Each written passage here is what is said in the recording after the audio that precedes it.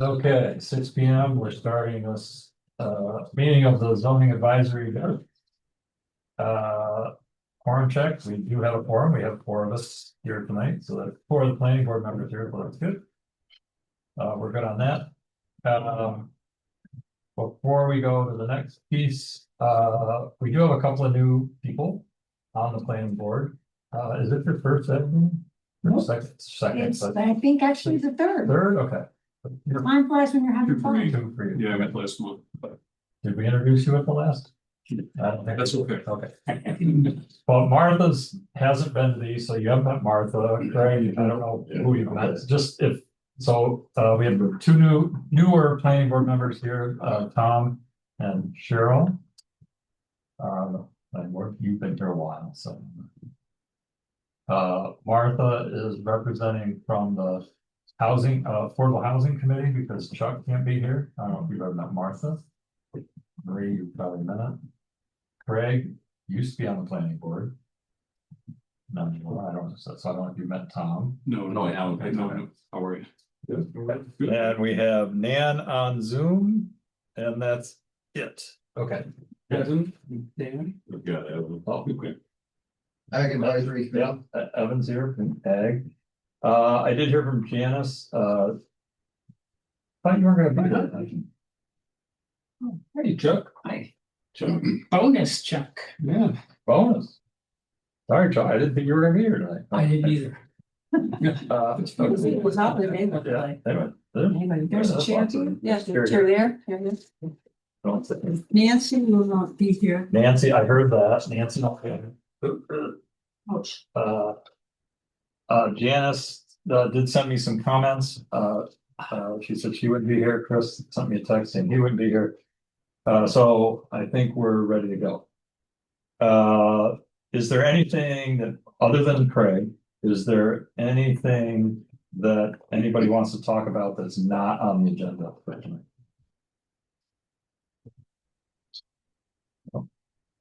Good. Craig is asked to talk for the group, so I thought I'd give him a few minutes to do that. I can leave it in with the combination subdivision that we've I was gonna talk a little bit about driving 2045 or such. Yeah. At least my interpretation of it. So, so I always thought this was more of just a tweak to the zoning. I didn't think it was gonna do any big broad brush strokes over the zoning law, like rewriting the conservation subdivision law. And when you look at this, one area I looked at when you looked at the residential build out on page 80, and you can see that the conservation district, there's not as much build out in it. That's right there. So the conservation subdivision law is working because it's mandatory in that district. So you look at everything south of Route 13 versus north. So it's having an impact. So I don't know. I was always on the impression that we just do tweaks to the zoning law. So you can look at it and you say, what's a tweak? You say, okay, get rid of the flag lots. That'd be one issue we could get rid of real quick, real simple. So and things like that. The minor subdivision law, maybe get rid of that as well and to incorporate it into the subdivision law as well. But I never thought you'd just go broad brush and make everything. That's a huge change. You're doing exclusionary zoning. If you're going to do 90% of the town and have a density requirement on it, it's like, where are you going to put people? Where's people going to grow? So that's one of the big concerns I have for that part of it. And then you also look at some of the drivers, look at section 1 to the drivers. Town existing neighborhoods provide opportunity, integrate a variety of new houses. And this is neighborhoods. It doesn't say increased density in the conservation district. It doesn't say that. It says to provide more housing. Goals under actions and goals. It's same thing. The town should continue to explore ways to encourage density and housing choices, preserve the rural character, but within the town to reduce taxes. I don't know how you do that. So I don't, so I'm a little confused and concerned that you're shutting down the town for growth. Does that make sense? I know this is backtrack. If you go back, there's more in here, but if you go back for 15 years ago, before I was on planning board, they tried to do 9-acre density in the conservation district, and people came out of the woods. It was called, Martha was proud at that meeting. You don't remember that? The social engineering, there was all different names. The R word is used that in this. The exclusionary zoning wasn't the term at the time, but people were mad and they took that away. And that's what you have now is a no density requirement. You have constraints on how much you follow. If you've read the subdivision law, you follow those. I actually think that's a better path than what you're doing with the density requirements, personally, because each piece of property in Dryden is kind of unique. Some has more open space than others, some has more restricted space than others.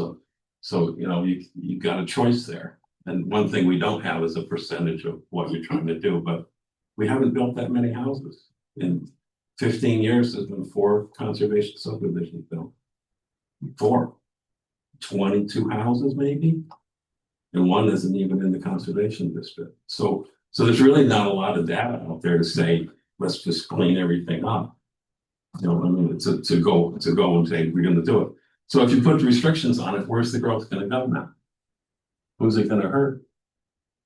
Exactly the same people we're supposed to be building to a variety of people. So it's right in here. I'd encourage you to read it if you haven't. So it seems like you're not following the guidance document that was put out. That's the bottom line. I mean, we'll talk about conservation subdivision in a minute if you want, but that's what it's mostly this. This is the driving document for what you're doing. Is that online? Is that It online? is. Yeah. Yeah, you can get a hard copy too. I use a Google calendar. Yeah, you can do it. I mean, it gets into agriculture for open space. It doesn't single out the conservation district. It doesn't say, oh, we got too much growth in the conservation district, but it does single out agriculture. And 15 years ago, I supported putting conservation subdivision on agriculture. And the ag people freaked out. They thought it was taking their property rights away. And now the ag committee has a very different view. And they are. I went to the meeting last month, it was last month now, and talked to them about the conservation subdivision. And one thing you gotta do, if you're gonna just take a brush and paint it over them, you need to reach out to the farmers. You need to reach out to people that own ag land. Tell them what's going on. Because they got pitchforks. So they may. I know of no plan to storm the castle. Okay? But it's not fair to the property owners. All right. There's about 40 farmers that own large tracts of property here outside of dairy. Everybody thinks of dairy, but just behind us, there's probably 700 acres. I sense an assignment coming up for Craig. What's that? Interview all the 40 farmers. Yeah, Well, I would suggest that, maybe put well, we have the ag committee involved in this group. Yeah. They've been discussing this stuff quite a bit, right? So the ag group I would assume that they are reaching out to people that they represent. Yep. To have discussions about this. So last month I was at the ag meeting and it was Dr. Anzac, and he was informed, but you guys weren't that informed about what's going on. And they didn't know the options. They didn't understand. No, we're not really into zoning. I mean, Yeah. we're Mm-hmm. So I tried to really explain. low on this curve still. Mm-hmm. So I was trying to explain the current law. Where you just take out lands that are in constraints, and then they would add in the soil types and maybe graze soils and the croplands, because you can graze on stuff that's not prime. And then we talked about density zoning. And there was no real reaction to both, that there's just learning them. So I would say take some time, invite them to a meeting, maybe in the next meeting you could talk to them, or go to their meeting. And if I can toss in here, one of the concerns is what might work for a conservation development might not necessarily work for a ag development. Because, you're not necessarily, if you're trying to keep a large tract of ag land viable, we're talking about more than 30 acres. Mhm. That's a nice hobby farm for somebody. Which is not what we're trying to create as a bunch of suburban hobby farms. If we're trying to keep agriculture going, we need sizable tracts near each other of the primary lands. Mhm. And the rules for building on conservation ground and ag ground need to be the same, otherwise you're gonna push construction of the houses onto the conservation ground if you're saying you can't divide up these large tracts of land onto ag land.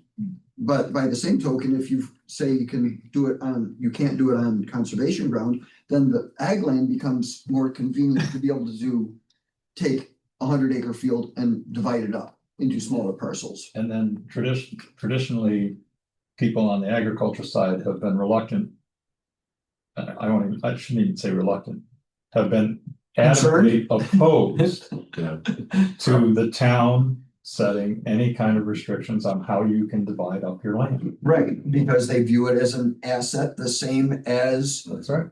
a fleet of tractor trailers. Yep. Then you want to sell off one, Yep. the town does not get involved in whether you can sell off one truck or not. That's right. But you do get involved if you can sell off 10 acres. So, all right, But yeah, no, somebody's gotta reach out to them. Yeah. Well, first you gotta decide what you're gonna do and then. Yeah. And figure out, and the two zones ought to be the same, if you're going density. Cause that also would move. well, and density is a different discussion. We're not talking about density now because the density is already set on the zones. What is it? I'd have to look it up, but we already have, there's You- the bulk and area use table. You picked one already, okay. No, it's what's in the current code. Oh, very good, well, okay. What's it, because we haven't touched density at all. And remember, conservation subdivisions are density neutral. They don't say you can do more or less. They don't say you can do more. They don't let you increase density or decrease density. It's a different way of looking at it. There's one section bananas right off that says. That a house on 5 acres will not meet. Open space requirements. The Not be right, part of, we Correct. talked about that. can't be part of the open space requirement for the subdivision. House on 5 acres. So that fights 7 acres, 10. Doesn't need 2 acres to build a house. No, I just need to jump in. That's not what it means. It Okay. meant that when you are identifying the open space areas on the subdivision, that a lot that's going to be created that's 5 acres or less would not be considered part of the open space.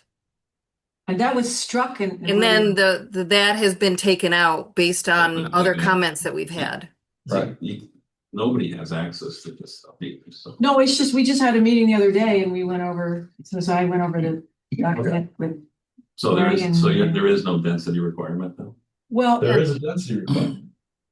yeah, So what the conservation subdivision does, if a lot is eligible based on the district it's in for 30 houses, in a conservation subdivision, it gets the same 30 houses. The conservation subdivision is just a siting technique. It doesn't tell you how many, it has nothing to do with density. It has to do with where those houses and lots are created. Yeah, so you're doing cluster subdivision. Possibly. It could be a cluster, or it could be several clusters, or it could be strategically located, depending on whether you're trying to preserve some sort of environmental area or an agricultural area. But more often than not, they do result in clusters. Right. Right. Okay. But I would encourage you still to reach out to Ag. Well, I think we have been reaching out to Ed. You've been reaching out to Doug. Has Doug brought any of this stuff to you? And ag has come to the planning board. Yep, Yeah. we're trying to get up to speed. So, which is fine. All right, so let me bring us back here. So if we get into conservation subdivisions, I want to start because there's some things that have come up in questions.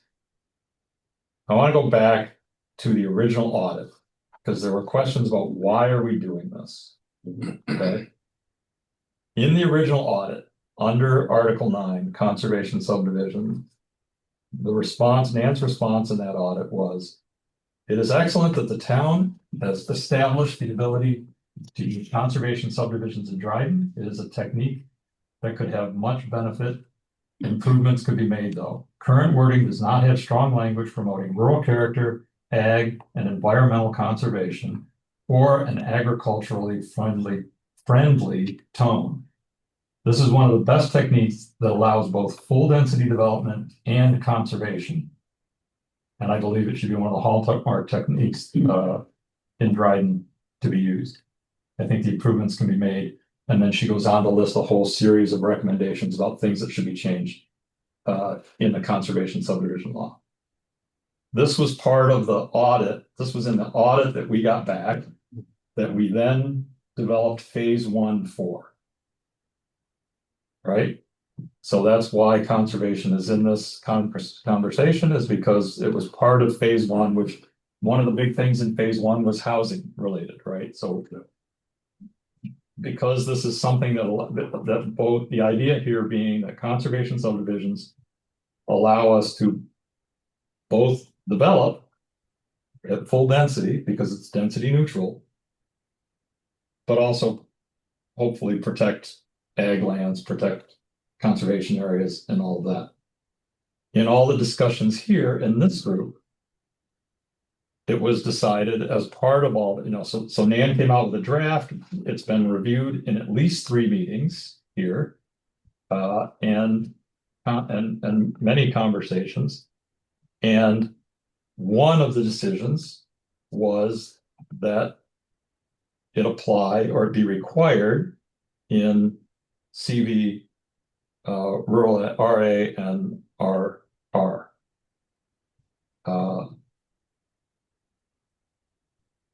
And again, because this is a technique and it doesn't sort of keep you from developing, the idea was that especially with rural ag and ag and conservation, is that it was a way to help protect both ag and conservation lands.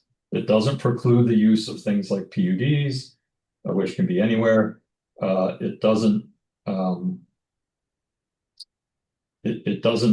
reduce the density that you can build. Really, it's about identifying what's on a lot and then protecting the things that need protecting. And an example, which maybe we can talk about later, because one of the things I want to do tonight is go through the things that there's the things that were in my agenda that I sent out that were the things that were highlighted in green that I wanted to go through that were left to talk about. And then Chuck submitted some comments and Janice sent me some comments. Martha sent some comments. So let's go through those. Yes. I mean to stop you in the middle of the sentence. I just wanted to add something.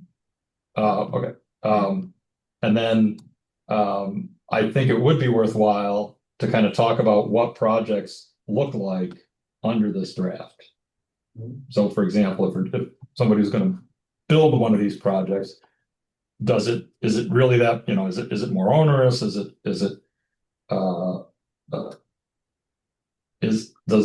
prevent certain types of development or anything along those lines? So like, what do these projects look like under this plan? Does that sound reasonable? Martha? Yeah, one of my comments was and I will say Ray Berger called me this afternoon and we've gone back and forth a little bit. The issue of is housing going to get built in Dryden? It's not just about density, it's also about process. How many hoops does a developer have to go through? Is this similar to surrounding towns and even Cortland County? Maybe we shouldn't compare to Cortland County, but is it similar to other towns, or are we trying to do too much in one area and not striking a balance where a developer will say, oh, I could do that. So that's where I don't know, and that's where the 11 pages seemed like a brick in the head. And if this is just sort of a reworking of what's on a seeker form anyway, the developers are used to that, then maybe that's fine. I'm not a developer and I'm not a zoning expert either at all. So that's my concern. I hope it will be sensitive to that side of things, not just what's the density, but how does this feel? Right. I got it. Yeah, well, and that's, I mean, I've heard it myself, is I've heard developers say, it's too complicated to build something in Dryden, so I'm not even gonna bother. Already, before we're into this process. Before we're into this process, absolutely right. All right. Actually, currently, yeah. So, yeah, I think we need to make this as streamlined, as readable as possible. Yep. And realize that many of the things that are in here are things that people have to do, like you have to do for seeker, you have to do for other things, right? So there's, when subdividing, doing a major subdivision, there's a lot of things you need to identify in that area for doing a site plan review. Same thing is true as if you were doing a PUD or any of those kinds of things, right? You have to identify what's on the site. And that's really what a lot of this is identifying what's on the site. And then one of the things this does is instead of just taking, in the major subdivision law, instead of just taking a lot and drawing lot lines, right? This kind of forces you to identify where things are and then draw the lot lines to accommodate the various things that may show up, whether there's UNAs, even though UNAs don't have really a legal status, but you identify, but there are things that do, like wetlands and all of those things that you have to worry about. Prime, and actually this includes one of the things, the additions in here, we're now also including in ag areas, prime soils and soils of statewide importance. I want to make sure I get my terminology right. I would probably get anything grazed or cropped. I think, when you think that would be? A lot of that can, if it's currently being, If it's currently being grazed or cropped. So the idea is that and Nan can say it much better than I can about how this technique really isn't, it's not anything more really than what we're already doing in many ways. And so is that correct, Nan? Yeah, I mean, it still follows the same major subdivision process that's in your subdivision law with the same timeframes and decision-making timeframes. So it doesn't add any time once an application is complete. It follows the same process that any subdivision in any major subdivision would follow. And as Tony said, the key to the conservation subdivision is to understand what's on the property. And those are things that the major subdivision already asked for. Are there wetlands on the site? Are there steep slopes? Is there a water body? Is there a floodplain? Those kinds of things get identified. And so the difference is that a conventional subdivision that you have now, they say, oh, I get 30 houses, and what happens is the roads get put in and 30 lots get put, whatever minimum lot size they are, 2 acres or 3 acres or 1 acre, whatever it is in the district, they get 30 of them on that parcel.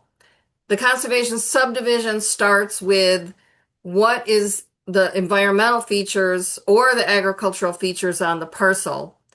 Where is the best place for the houses and the lots to go?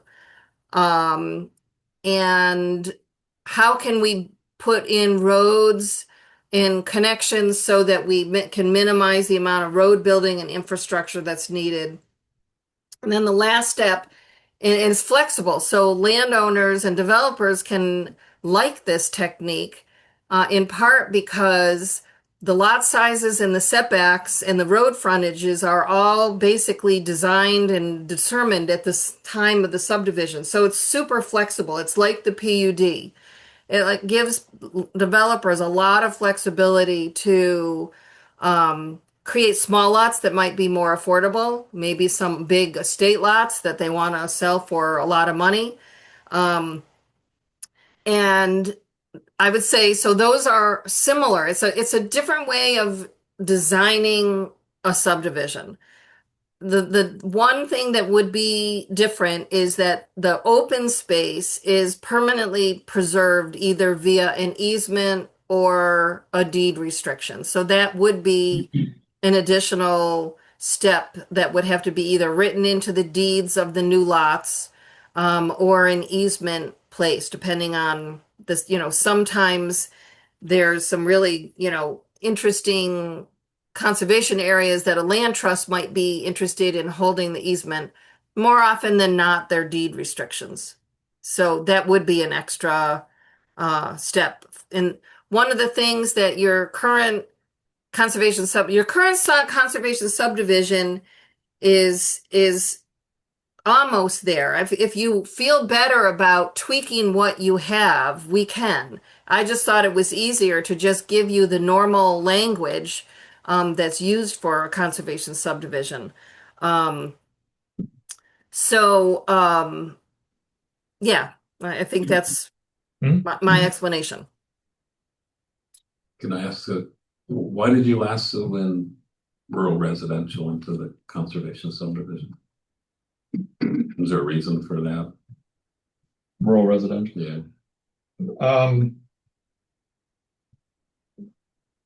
Again, it's a technique to lay things out to protect things.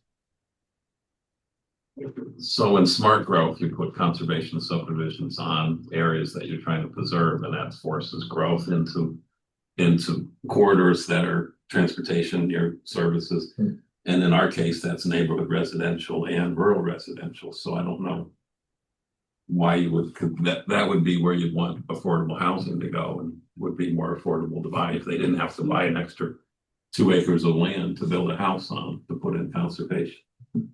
So, because that's 2 acres zoning now. We had quite a bit of discussion here about, So I'm just saying Think that, about when that whole process, you're trying to get people to move, and affordable housing is not going to happen on a conservation subdivision. Just because you're gonna that extra land you got to buy for the conservation. Well, no, I have to interrupt. That's not true. You don't have to buy any extra land. So I understand. I think you guys are not with this. So if you have 10 acres of land and you want to develop it, I buy 10 acres of land and I can only build on half of it. I still have to buy that 10 acres. That those extra 5 acres have to be sold to somebody. And in the ag district, it's not as because you could lease it. You could lease that land to somebody like a purchase of development rights. But you can do that in a conservation subdivision too. If you had the land to lease, it's a lease to somebody. So like an ag, so it's like Trillium Woods, that 60 acres that they have set aside for agriculture. They could lease that as a long-term lease to a farmer at a lower rate, or they could sell it because it's not, the development rights are gone on it, so it's worth less money than the development. How does that present a problem for affordable housing though? So if you have to buy, if you to build one house, you need 2 acres of land. So let's just to say you got to put aside 2 acres. Okay, so you're assuming that affordable housing would be a single unit. Yeah, so that person's gonna have to buy the But you developer. and I know that doesn't happen in this town. The developer. No developer is building single home affordable homes. No, but the issue is lower price, Lower whether it's price, yeah. not Whether it's workforce, affordable like subsidized, we're workforce, talking anything. about I, a more modest price.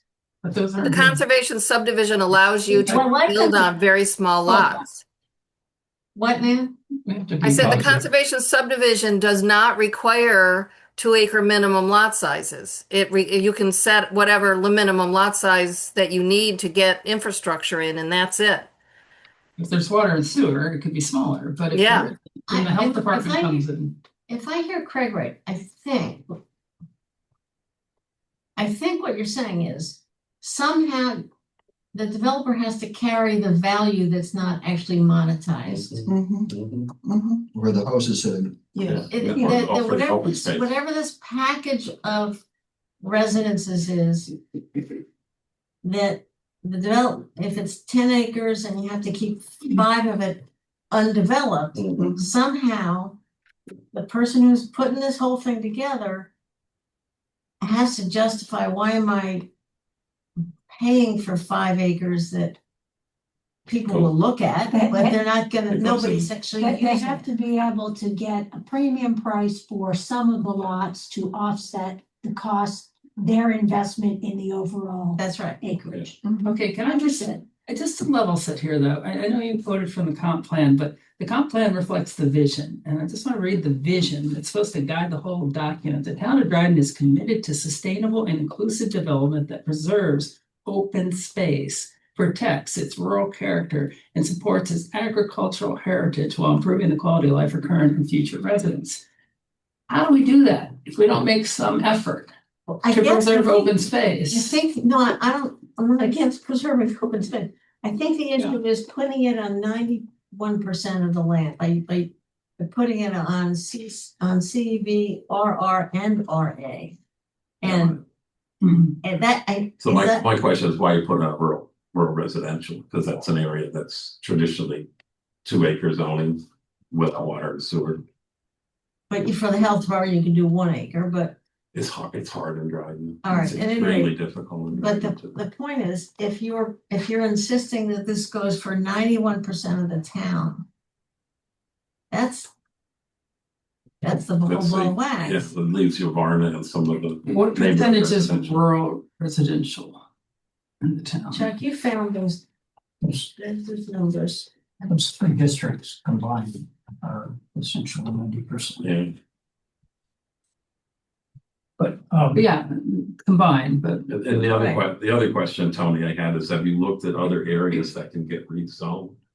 That maybe don't fit the conservation district anymore, or the ag district anymore, you know, the houses have moved in, so their classification you may be able to shift them to neighborhood residential, you know, there are pockets up on Mount Pleasant right out of Varna that are already were neighborhood residential. You know, so maybe that could be, you know, someday they run water up there and you can do half-acre zone. So so you're gonna have to push housing somewhat. They ran into the same problem 15 years ago. They thought they had it. the light green on that map, right? Rural residential is, yellow, actually. It's- Oh, it's yellow. Okay, that makes sense. Yeah. yes, Okay, Yeah. of course, yeah.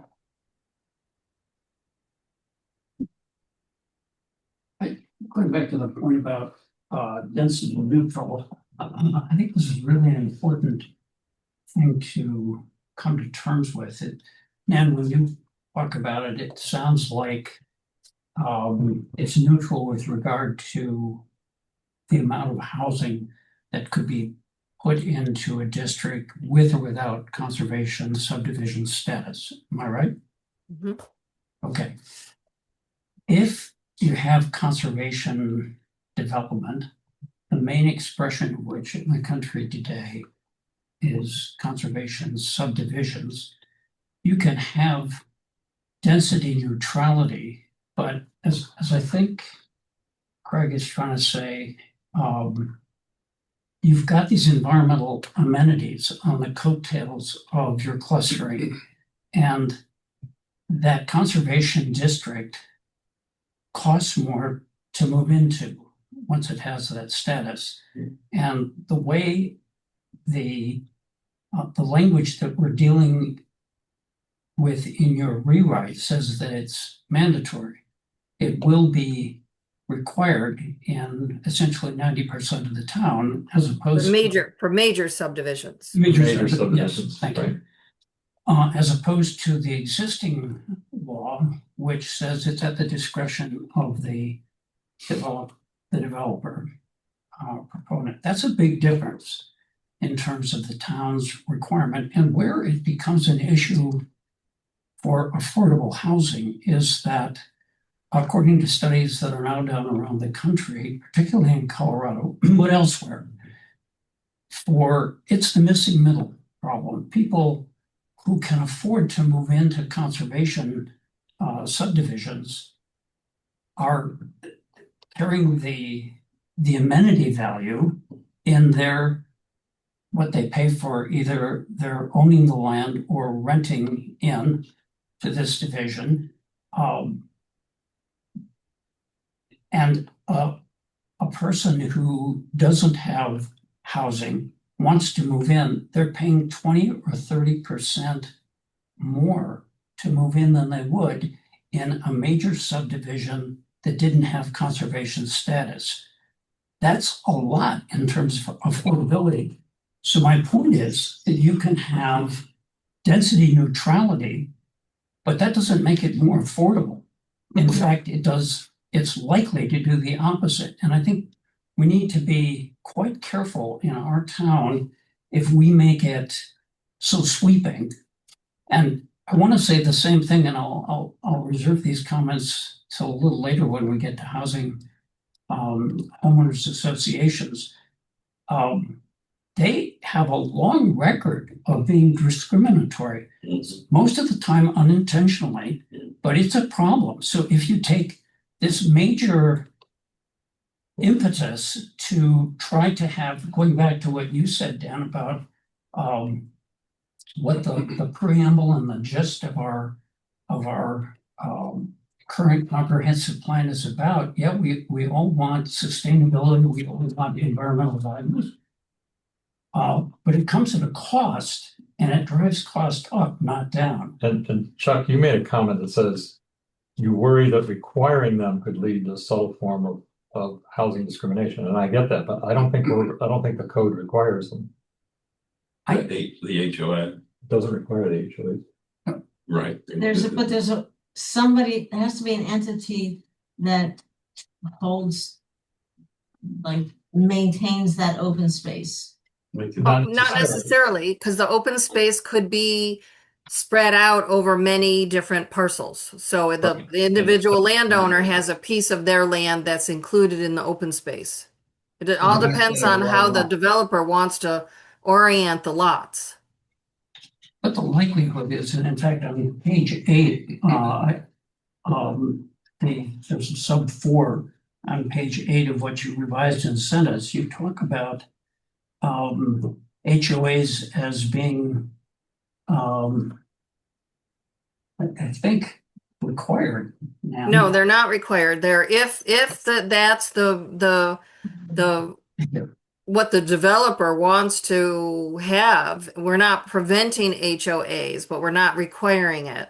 It does say in there that the open space can be owned by any number of entities, by a single entity or an HOA. That's good. Right. But HOAs are not required. So just a heads up, to the extent that we encourage them or if not requiring them, privilege them, we should be very careful with that because of their history. They've got a bad reputation in many different forms. You come very close to condominium owners associations. They're a little softer, a little more benign than that, but very close. And we really want to be careful with it. And I'm not aware of any major subdivision, conservation or otherwise. How many have we done in Dryden in the last 10 years that have HOAs? I don't. But Are there any? it is now the main form of conservation development in the country. I think conservation subdivisions are the thing in the future, and we're seriously consider them, obviously, right now. I'm just saying, eyes wide open. The 2 in Ellis Hollow have HOA because it's on a common driveway. Right. So they have to do and then they have to do the stormwater's on a common area. So that all gets lassoed into there. But there's ways to do that without an HOA. Build a public road. Yes. Well, there are ways to do it, but somebody's got to plow the road. There's got a common driveway that they all share. well, I know So we're part owner of place in the Adirondacks that has common area, there's not an, it's not an HOA, but there is a, Yeah, some agreement. there is an agreement and Yeah. a thing that maintains like the common driveway. Yeah, I think over there, that, because you had stormwater. Yeah. Anyway, okay. I think, I guess what I would say is, let's keep open the discussion about rural residential, whether or not they're required in rural residential. I think we definitely need to require them in conservation and rural ag. Yeah, Just because I think I don't disagree with that. it's the only way we can protect the ag lands, right? Well, it's up to you. Instead of something like that. But I mean, there was a reason why we decided, I gotta go back and look at the notes, but we did have quite a lengthy discussion in this group about rural residential and requirement in rural residential, and we decided to do it, but Well, we can certainly. if it's an area in the town that might meet conservation, you could just rezone it conservation. And put it in a different district rather than, That's A lot- not as simple a lot as of- it sounds. a lot- You make it sound so easy. yeah, a lot of the old zoning, when they adopted, a lot of these places that are rural resident, not the neighborhood residential and rural resident. And rural residential that have come together. Malin didn't want to create non-conforming properties.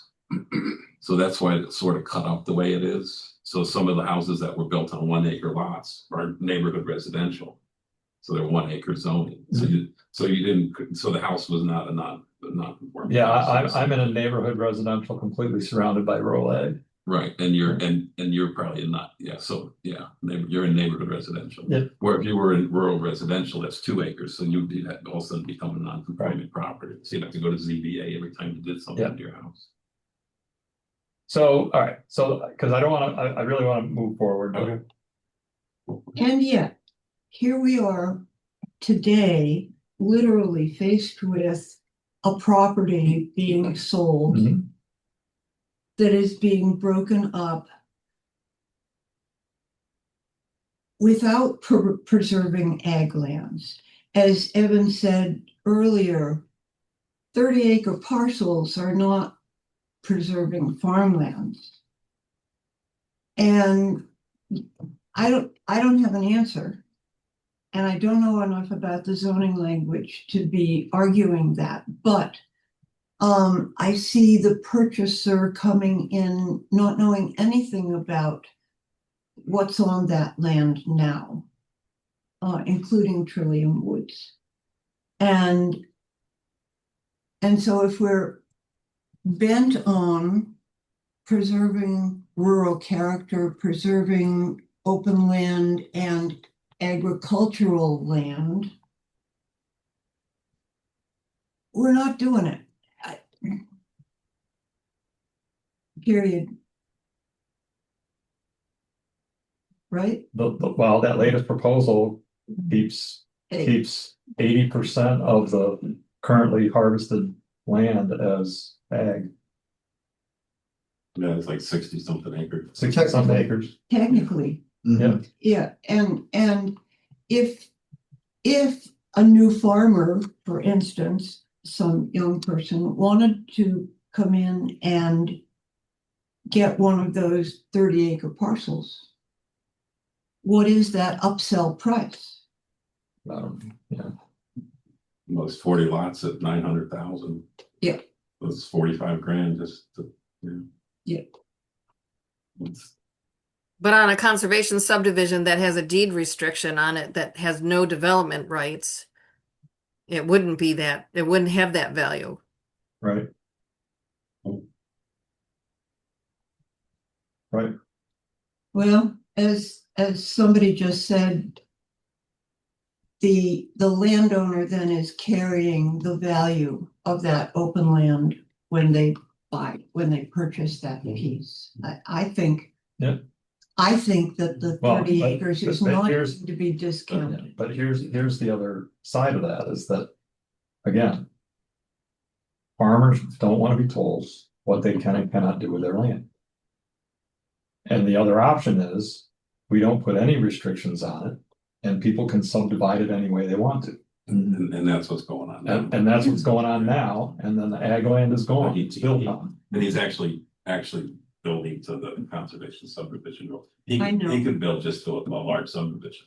I Yeah, know. and then we get yelled at for not preserving open space. Exactly. You know, I mean, But which is what we but promised. he's actually doing the town a favor by going in a different direction. Yeah. Saying trillion? The trillion. Yeah. So I- One of the things he's doing is he's been paying attention to the conversations we're having here about conservation subdivisions. And he's actually applying some of these things that we're talking about in this rewritten conservation subdivision versus the current conservation subdivision. Which is not required in this area. The conservation subdivision is not currently not required for that parcel. Because it's not Mhm. a conservation zone. And when I first looked at the new redraw, I thought it was just a conventional large subdivision. Yeah. Cause it met the 250 feet road frontage Yeah, and it had yeah. a 2 acre. Well, no, it's got some flag lots. It's got flag lots, but that still meets zoning. Yeah. Just give me- What was his last iteration? This last meeting, he came out with one Okay, good. right at the last meeting. Because I know, you know, he got some pushback and. The issue you raised about the 230-acre lots speaks to the question that I've been mulling that I intend to bring up next time he comes before us, because, okay, the way I've been thinking about posing the question is, okay, say I decide to buy one of those 30-acre lots. And I'm gonna build a house in the area where I'm allowed to build a house. And I don't want Evan running his tractor on the other 28 acres.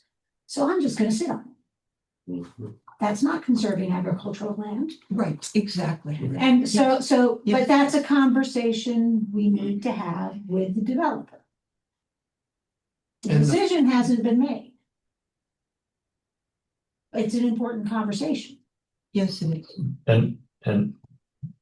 But here's the thing. Does the town have any right to tell someone they have to let that land be? The people that own it now, does anyone have the right to tell them they have to continue farming that land? Nope. Correct. All you can do is make. It's just, it's unfortunate And- that and I will this say- development is being built right across the road from Yes. several thousand tons of Yes. silage storage. Yeah, yeah. Trucks are gonna be running all the time. I get it. A new several thousand cow dairy barn just being built. Yeah. You know, So He the. knows- which was out in the middle of nowhere, Yeah, yeah. and now it's gonna be right next to a development. And those are things to point out to the developer, because depending on who's interested, that will impact who is interested in buying those lots. Mhm. Mhm. And I'll say, I know exactly what you mean. Like I said, I'm in a neighborhood residential, You're in the- completely surrounded by ag. There's trucks going up and down that hill during harvest season. I got the same. You know, thing out on the road. 30, 40, 50 a day going up and down that hill. And you lose your view. But I love it where I am. But the point is that, Not Yeah. everyone would. I don't, not Right. everyone will. All right. But yeah. I like my neighbor's cows. I think, They make I do think the development. So this conversation we're having right now is actually what I was kind of hoping to do later. Which was, what do projects look like under this code, right? With the Trillium Woods one of the things I will say is, I think one of the reasons it ended up is 230, if you listen to what he had to say that night. The reason it's 230 acres is because right in the middle of that 60 acres of currently farmed land is a house and a driveway. Mhm. And so it was like, to make it one lot was very difficult because there's this long driveway and a house right in the middle that kind of splits the two pieces of ag land. So effectively, the land as it sits today is broken up in that way, right? So it's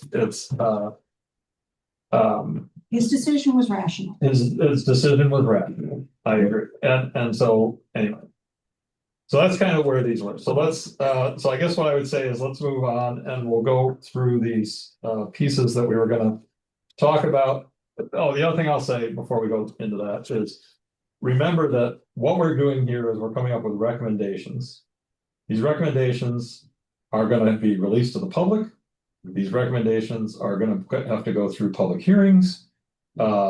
These recommendations are gonna have to be presented to the town board and defended to the town board.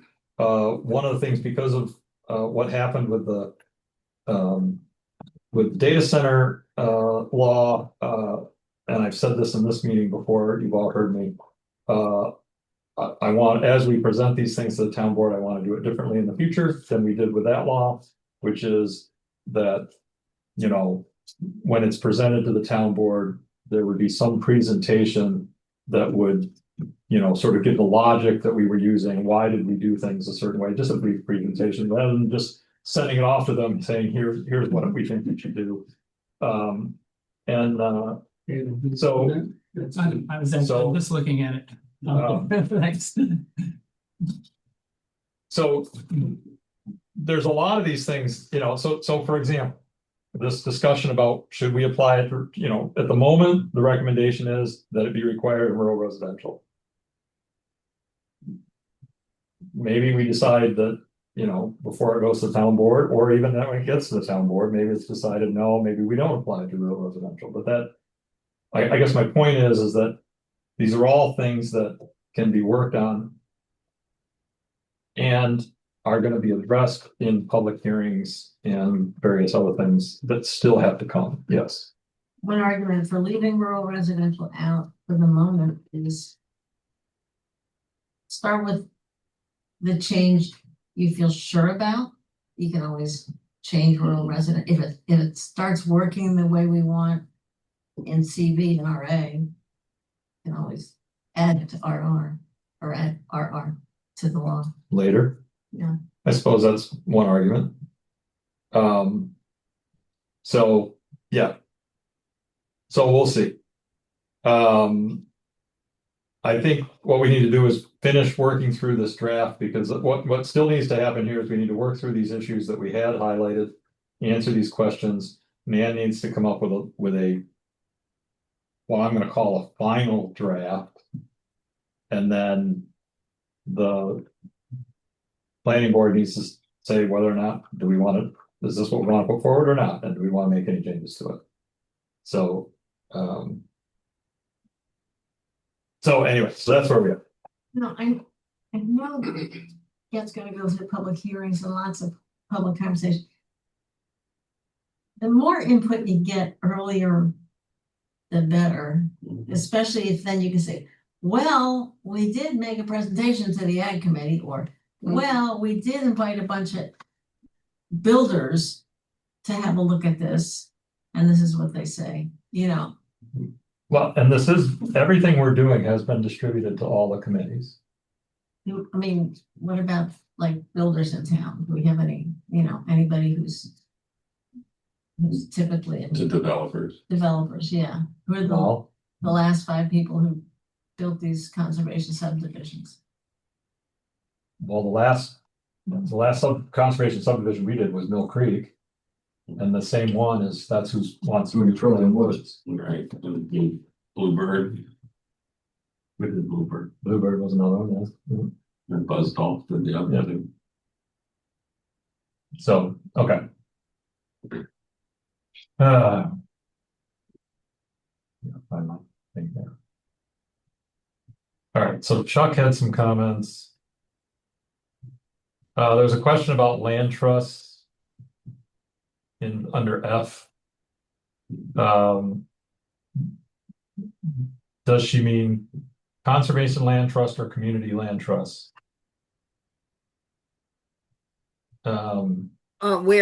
Which number under F?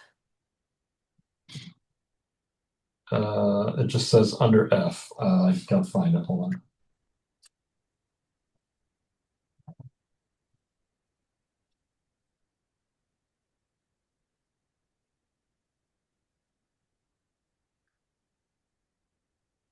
Can you bring it up?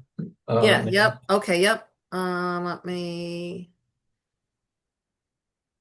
share the screen here. Oh, you gotta let me share. Someone's gotta let me share my screen. Oh, yeah, sorry, Dan. The paragraph of F, I think it's the 4th line from the bottom of the paragraph. the applicant may obtain advice and assistance from an accredited land trust or environmental organization. Yeah. thank you. I'm sorry, I was looking, so where is that F what? The paragraph under F, Right, the last up, up 4 lines from the bottom of the paragraph. Before you get to. Oh, I see it, okay. Yeah, I mean, that's the kind of the typical land trust that Right. hold easements. Conservation land trusts. Yes. Yeah, I just wanted to be clear on the terminology. Okay. Since we define both, it's important that we put in that modifier. It makes sense, given what we're talking about here, that it would Okay. be conservation land trust. okay. All right, I got a comment on that for number 5, since you mentioned unique natural areas earlier. Could that be added in terms of, I see critical environmental areas on number 5. Could we add Sure. UNAs there? yes. Yeah, I mean, because As we, determined, let me just finish, as determined by Tompkins County, I guess EMC, Environmental Management Council. I mean, the other It- place it could go would be in number 8. Look at number 8. Yep, it's kind of there, but we could specifically call out UNAs identified by the county. I mean, in number 5, you actually have critical environmental area. It seems like that's a really good. Well, place to UN, put it. but that number 5 is talking about DEC, some things that are dedicated, that have a legal standing. Right, a critical We environmental added- area is a specific thing under seeker. Right, which Fair point, okay. number 8, if you go to number 8, Mhm. number 8 is just significant area, we could just add it to this and unique areas unique natural areas as identified by the county. Which would basically describe a UNA. Because that's really, if you read that paragraph, that's what you're describing, right, as a UNA. But my comment in a few places is, does the town have, such as, or suggestions? I mean, give the developer the where to look for this stuff. So like. the Well, UNA that's what we're saying is Yeah, the UNA list by the county. Yeah. has been really researched for over many years. Right. So that's, yes.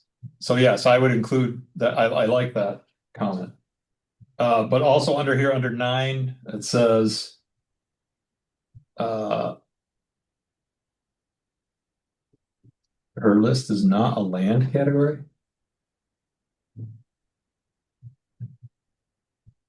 What's the comment? 9 is not a land category. So if you look at the list, starting at the top, all of these are types of topography or geography, Right. land designation. Am I misreading 9? 9 are different habitat types or different vegetation types on the parcel. Okay, well, so maybe it's just a matter of wording then, so.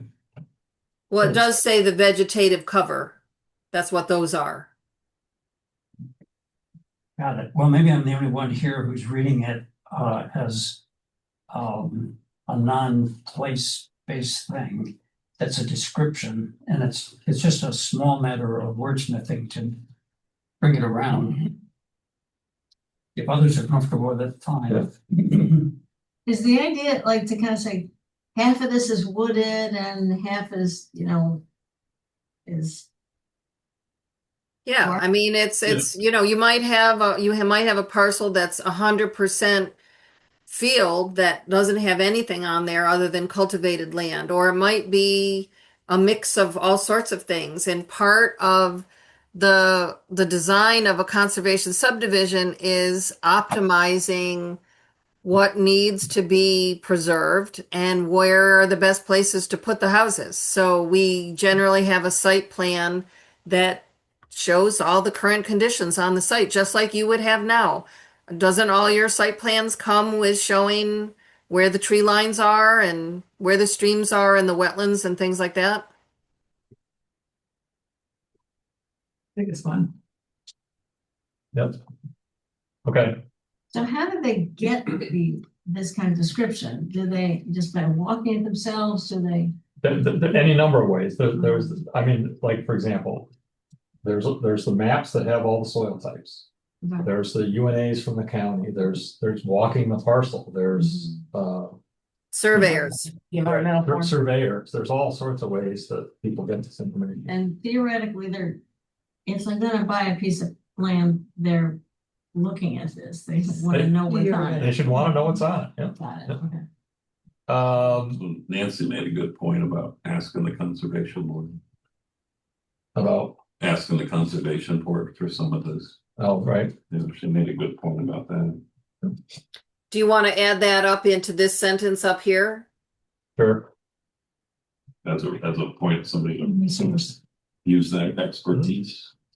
So that's the town's conservation Yes. advisory board Yes. or council? it's, what's It's a board. It's a board. It's a board, is it called just the conservation board?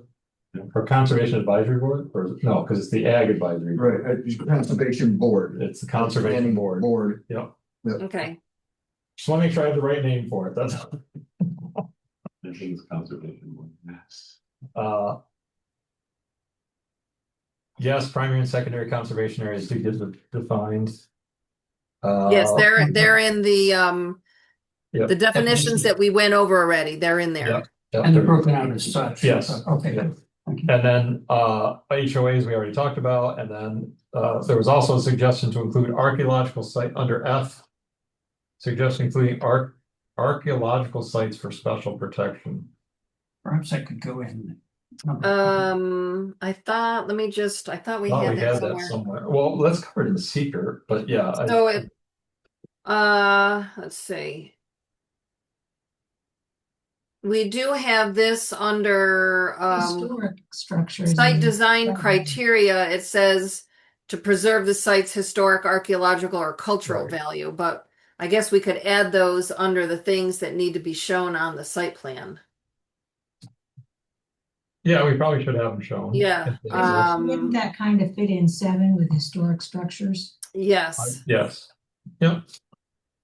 Okay. Can we go back up to the paragraph in F Yep. Hold where, on, let me just get archaeological in yeah. here.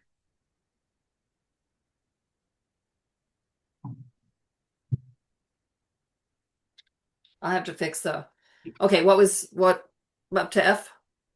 on my draft, well, I think it's a document from you. The partial sentence is crossed out. The site analysis is not intended to be a highly engineered or exact document.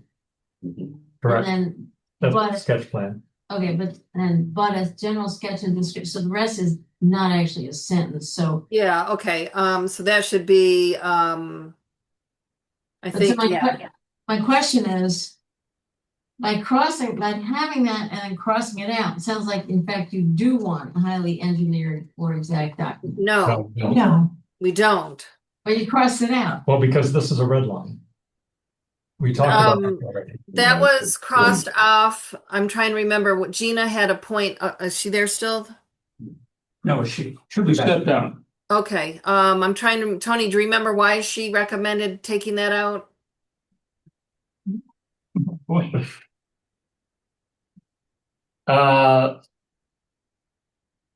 I mean, I think it's the opposite. We want this to be a concept plan. We don't want them to spend a lot of money at this Sketch of stage. discussion. the issue, the solution is just to fix the sentence. Right. It's intended to be a general sketch. That's right.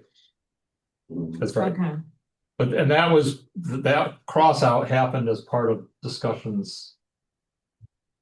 okay, Here. but it's not meant to say you do want. No, it's not meant to say we do want it, right, exactly right. It's meant to be a sketch plan, not that we don't want them to have to pay tens of thousands of dollars to an engineer to come up with these documents, right? So that's the idea. Thank you. And again, it's to try to make it so, because again, we're trying not to make it so people have to go through a lot of things to do that. Okay. Gina's back. Oh, can you be? Well, this sentence where we took out the site analysis is not intended to be a highly engineered. Yeah. We reworded that. That was your suggestion, right? To reword that, Oh, I just didn't know why we needed that in there at all. right? Well, how about the next sentence where I just added the site analysis is intended to be a general sketch and description. Yeah, that's- That was Illustrating it. the You wanted it to location. be a more positive than a negative comment. That's what it was. Now I remember it. We wanted to say what it was, not what it was not supposed to be. Good That's idea. it. Keep it positive. Basic That's rule, broken good light idea. on that. And I think that's when I made the comment, you really are an English major, right? Yeah, I thought it'd be nice. What's, that's not an insult. Sorry, I'm an engineer by training. What can I say? Janice here for that, right? Yes. Okay.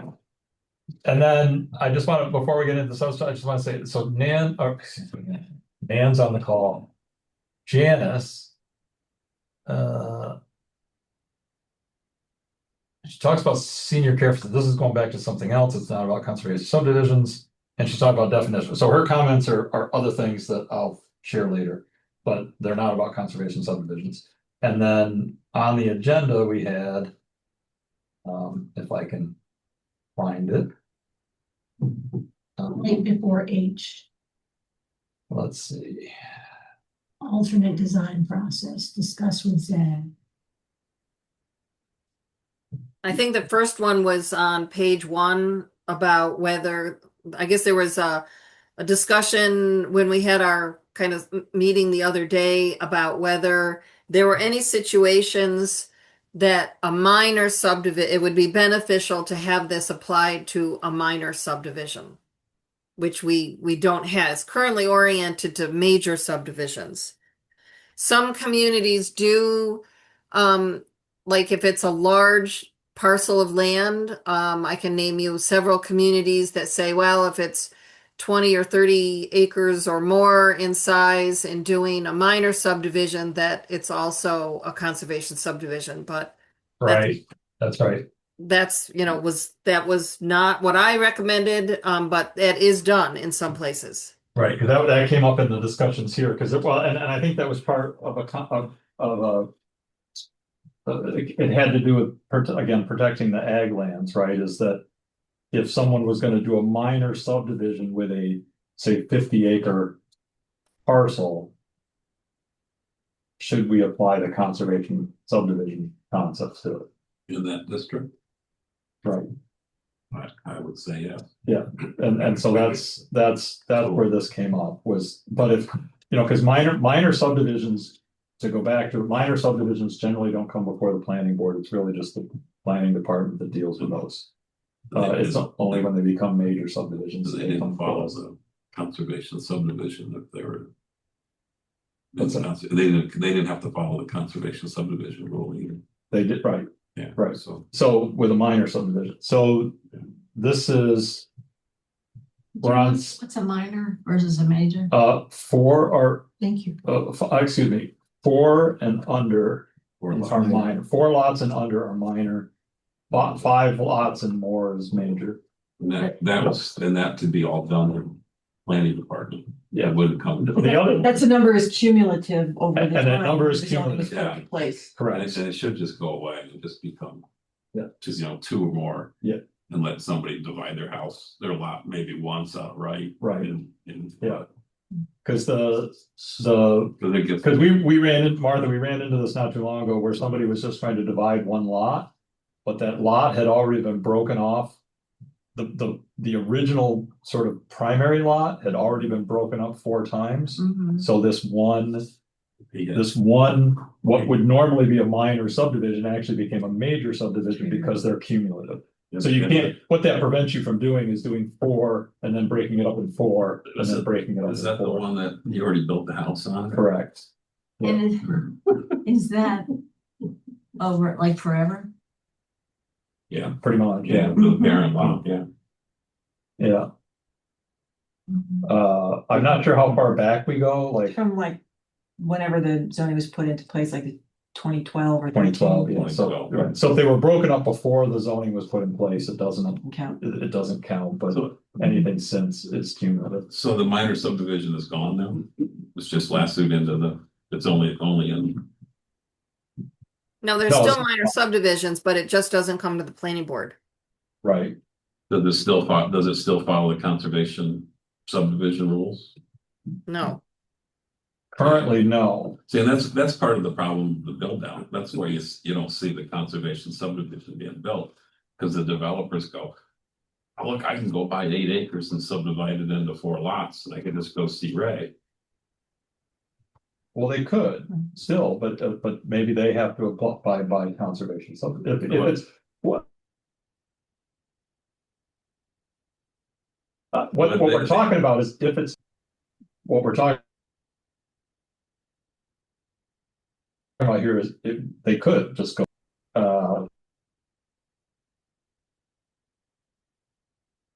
if it's 50 acres and they want to divide it in 4, then they should follow conservation subdivision department, but they should follow sort of conservation subdivision.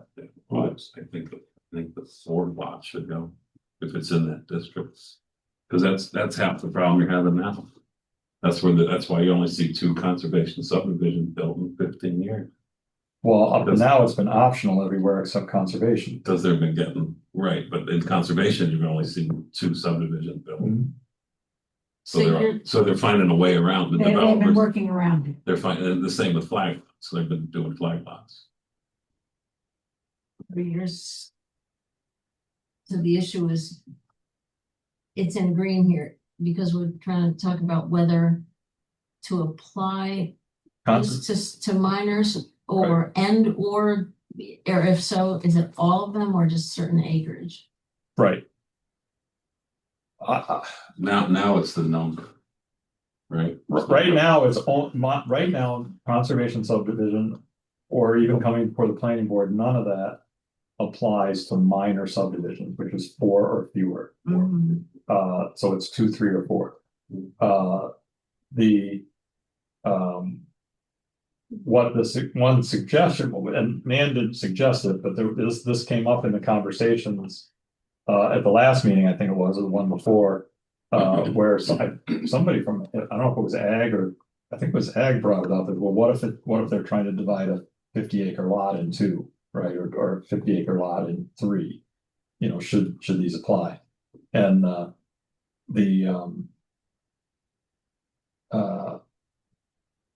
so what Nan said was, what some places will do is say, if it's a minor subdivision and the primary lot is over 20 acres, then it needs to go through the conservation subdivision process. But if it's under 20 acres, it's still a minor subdivision and it just goes through the normal process. You're saying you think it should apply to all? That's what. So if Evan wants to divide a 50-acre field into 2, he needs to go through a conservation subdivision? Into make one lot out of it. You know, I would give somebody the right to cut their lot property in half by right. With one time, you know, subdivision, but after that, I'd make a conservation subdivision. Because that's what's. So then my 2 sons would have to go through a conservation subdivision if they want to split their 25-acre parcels into 2. Correct. Because that's and you maybe not do it in ag, but that's what's being abused in the conservation district. That's why you don't see it happening. That's why you don't.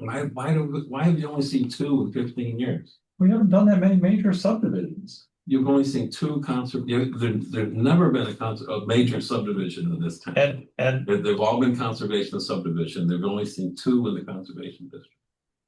So how are you having all this growth? Coming from the minor subdivision, because that's how they're skirting the amendment.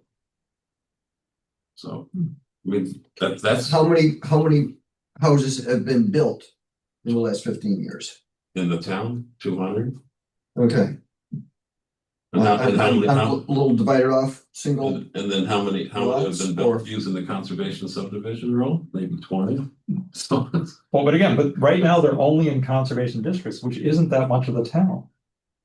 no. Conservation. So they've gotten maybe 14 built in the conservation subdivision. You got 10 in Pelham and Ellis Hollow, and Mill Creek's got what, 4 built? Yeah, I don't know. And Bluebird 7 or 6. I think I think people are gonna balk if we try to say that any anything more than two, anything more than splitting a lot in two. Or breaking off one lot is a conservation subdivision. Yeah, that's fine. You're gonna have, I think you're gonna have the same problem as you have now. You're not gonna control anything. And or maybe we do that in the conservation zones. Because I think if you try to do that in ag, I think the farmers are gonna be coming after us with pitchforks. See, ag's different. It's different because all they have to do is say, oh, we're gonna set aside 5 acres of prime soil over here, and they could build a house. Mhm. And they're not gonna do anything with that prime anyway. Yeah. So they're in a whole different ballpark, Yeah. you know? Their needs are different than. What about at the discretion of the planning board, like you have now? So mandatory for majors, but at the discretion of the plan or the developer, at the voluntary by the developer or the landowner, or at the discretion of the planning board. And then, there might be some unique situation that really lends itself to that technique. Right. But if a minor subdivision doesn't come to the planning board, how is the? Oh, planning right. board Right. discretion I forgot exercised? that you don't do that, right? And I don't see if you just buy a chunk of land and divide it and go to see Ray and just keep doing it. That's what's happened. It's cumulative. They can't do that they can't split it out to more than 4 lots. But you're going to another parcel to do it. But I can buy this parcel and I make can 4 buy lots. one from everybody This in one this room. next door, and I can Yeah, do 4 lots. and the same with the That's what I flag, and the same with the flag lots. Doesn't have, it's not the same. If they're not already divided, yeah, but Yeah. that's expected. Right, but if It's not those two like- parcels were part of an original. If those 2 parcels were part of an original, so if somebody divided it into 2, I hear you. you can't buy the 2 and then divide them into. No, you can't. Right, but I think Well- the point he's making is that rather than buying a 50-acre parcel and creating, I don't know, 10 lots. 10 lots, Mhm. people are buying 10 acres. 10 acres Yeah. multiple times. Yeah. So there's this, it's consuming the same amount of land with no opportunity to conserve any of it. But there's a question, are they consuming 10 acres 5 times and they're all next to each other? No, No. they're scattered. They're They're scattered, so well, that's a different smoke, because Mhm. they're not, I don't know. But they're not conserving any. There's no conservation I- in that. yeah. So John and I went around on that one. That's where we sort of said, yeah, just make it mandatory on everything. It seemed logical. And just do a simple divide once out of right, and then and put a size limit on that. And done with it. And the same with flag lots. Flag lots, how many flag lots have we put in? This time. I don't find it sinister that people would buy a lot and want to divide it into 4 pieces and then buy another one. I don't see that that's some kind of sinister plot. It's not, but It's like but it's happening. Permitted and it's expected. But if you're trying to protect open space in a conservation district. And you're minimizing it, if you want to develop a subdivision. Let's look at the one in Ellis Hollow. 20 acres of land. 10 went into conservation, 10 was buildable, put 5 lots on it. Well, And then, and that's like, what he did with that is he's got building envelopes where, Yeah. in fact, most of that would be preserved with this newer. what was built. Proposal. What was built, well, no, all that land down towards Castleton Creek was 10 acres. Was preserved. I'm sorry, you're talking about the Trillium Woods or No, something? no, Where in Ellis Hollow? Ellis Hollow, Buzz Golf. Oh, Okay. he did 2 of them there. Right. But what he did in Ellis Hollow would be a conservation They subdivision. were conservation. Those are the only 2 that have ever been built over there. So people are skirting that and they're just building. But I don't think people are intentionally skirting, Okay. but. You believe what you want to. Yeah, all right. I mean, I can certainly imagine some the person who can buy a 50-acre lot and develop it is different from the person who's gonna buy a 10-acre lot and develop it and then move on to the next 10 acres. Right. Like, those, in my mind, may very well not be the same person. But even if it's not the same person, it's still happening. Right. And is that the development, that's the development that's happening in the conservation. So we're gonna make anybody who wants to divide up a property in four to do a conservation subdivision. I don't know that I think that's gonna drive people away. But I don't know. But you wanna, well, that's where, so this I is. guess, to me, this is a question to pose to staff. Right, because if there- Is if this it's a minor, happening, they're going- is this happening in a way that's are things happening in a way that's counter to What we're trying to do. what we're trying to accomplish? Yep. And if there's a problem, let's fix it. If there isn't a problem, let's leave sleeping dogs lie. So, all right. But you already have data for this, because you've already, you can see in the conservation district, we've had this law, conservation subdivision law on the books for 14 years. And only 2 have been built. There's a difference between only 2 have been built and there's a problem. Right. Well, there's, Or that only 2 have been built doesn't necessarily mean there's a problem. Because we have to look at how much development there's been in the conservation Yes. zones, which again are a relatively small portion of the town. well, they're a third. And See- terminology wise too, we have conservation district and conservation subdivision. Right. Those are not the same thing. CV, according We're to talking the, district. CV is the conservation district, right? According to what you found in the comp plan, that's 42% of the land in the town. Conservation Conservation district. district, In the comp plan. What color on the Yeah. map is conservation? Land. Which color is it? oh, that's a conservation district, which is not the same as No. conservation. Subdivision. Something, which is, no. What's- So this is conservation, not ag. District. This is rural ag district, is dark green, okay, so there is more, all right, so there is more conservation than, But all I'm right, saying I'm wrong, I'm wrong. That's Almost by definition.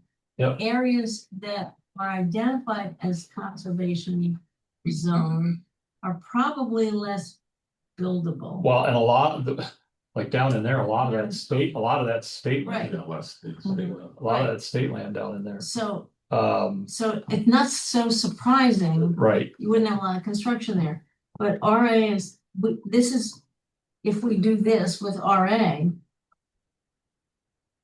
right, we haven't had that before. We haven't had conservation subdivision in RA. correct. So that would add 36% of the town to be under this Right. regimen. And And when we're using those percentages, I'd really like to understand more about, like, this conservation area, you're right, it's 42% of the town, but how much of that 42% is actually buildable? Like, not state land, not protected wetlands, not all that other stuff, Right. right? Cause I'll bet it's a big chunk of that 42% is. By not definition, buildable. that's why Yeah, you call it conservation. Right, right. Mhm. So, okay, So here's yeah. what Cheryl said, like, since the minor subdivisions go to staff anyway, Gina. If there's a conversation, a meaningful conversation that says, okay, you've got this 10 acres, how do you want to develop that? And, well, I just want to make four chunks out of it. Well, did you think about doing it such and such a way? Instead, that would cluster those homes and provide a little more open space. Gina, is that something that works? Is that something that can happen or does happen? When Ray and I meet with potential subdividers, that often does come up. Don't you usually meet with a minor subdivider? Yeah. Yeah, okay, yeah. the other thing to do would make the lot size bigger for a minor subdivision. So it creates more open space, period. Yeah, but then you're getting into the affordability issue. right. Yeah. Right. I don't think any is affordable.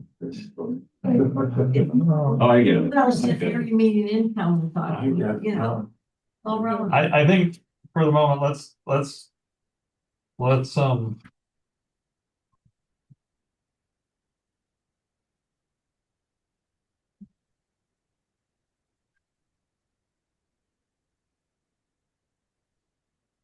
The sense that this article may be used for minor subdivisions in all districts. yeah, Leave it at that. yeah, let's leave it at that.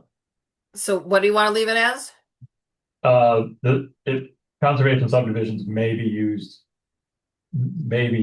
in all districts for minor subdivisions. Okay, so that's what you want to add? No, it's already there. It's already there. I mean, do you want to strengthen it? Oh, yeah, right. It's already So, there. It's already there. You want to Yeah. strengthen it, to kind of say, should be considered. for Or- minor subdivision? We don't like to say encouraged in code, right? That's not a good word to use. In code. yeah, it's not a good word. It People doesn't, are it doesn't encouraged. mean much. Okay. Shall be considered. Would that make it stronger? You say must be Or considered. must be considered? Must be considered. Well, then, so then that means that someone comes forward with, so how do you consider, do they have It to means come with that two they're plans? answerable. One is a regular subdivision and one is a conservation subdivision, and then you'd work with them to choose the best one? Was that what you mean by that? It means they're answerable to the planning board. They ask them, did you consider this? And they can question them about it. Well, but minor subdivisions don't come to us. Oh, my goodness. But they could if they But they want to, could. but they could. Do we really want to make every minor subdivision come before the planning board? I don't think you do. No. The other town though. That is common. Yeah. It's not unusual. What am I housing easier to do? Right. Harder? But that easier to do would be in rural residential and neighborhood residential. Trying to protect the space, you want to make sure it's protected. You just don't want the Wild West. Let's leave it at. Let's leave it where it is. Let's leave it where it is. Okay. Page 5, 6, section G3. Sorry, could I just ask that we scroll up a little to the very under. I was trying not to go through this thing word by word again. But go ahead. Although you just said you don't like to encourage in the first purposes. It looks like you've added, this is to provide for a diversity of lot sizes and housing choices. Yeah, that was moved. It was just moved to a different location. It was in another paragraph originally. So it was moved up Right. there, you mean? Correct. Yes. That's great, that's great. Is it acceptable to say to encourage a diversity of lot sizes and housing choices? If you want to, sure. Sure. Be great, thank you. Well, and when we say encourage, this is talking about a purpose, and saying encourage in a purpose, I think is fine, but saying encourage. Like in these lower parts, these are like, you're gonna do these things. Right.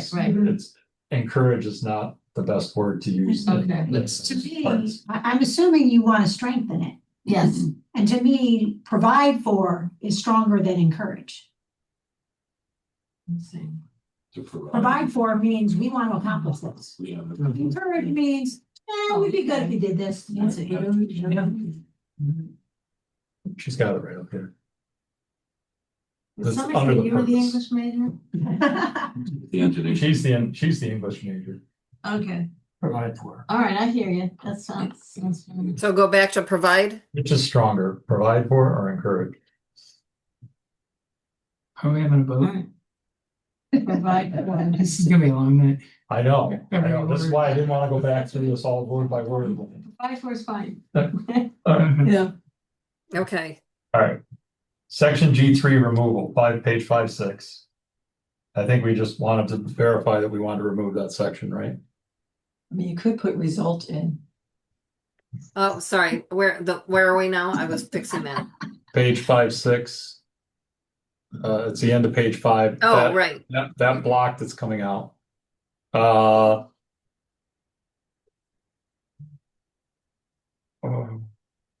Remind me, why were we taking this out? So I put that in because some some subdivisions that are, you know, more than 5 lots, that they want to do like, you know, a hamlet style or traditional neighborhood style or a cottage style. And so you can do that in a conservation subdivision. And what this does is it reverses the steps. There's 4 kind of, rigid steps to how you design a conservation subdivision. And so when you are doing a more traditional neighborhood, that we reverse steps 2 and 3, which are, let me go to the steps. Where are they? Whoops, I'm going the wrong way. So the first step is to identify where the open space is going to be. The second step is to identify where the house sites are going to go.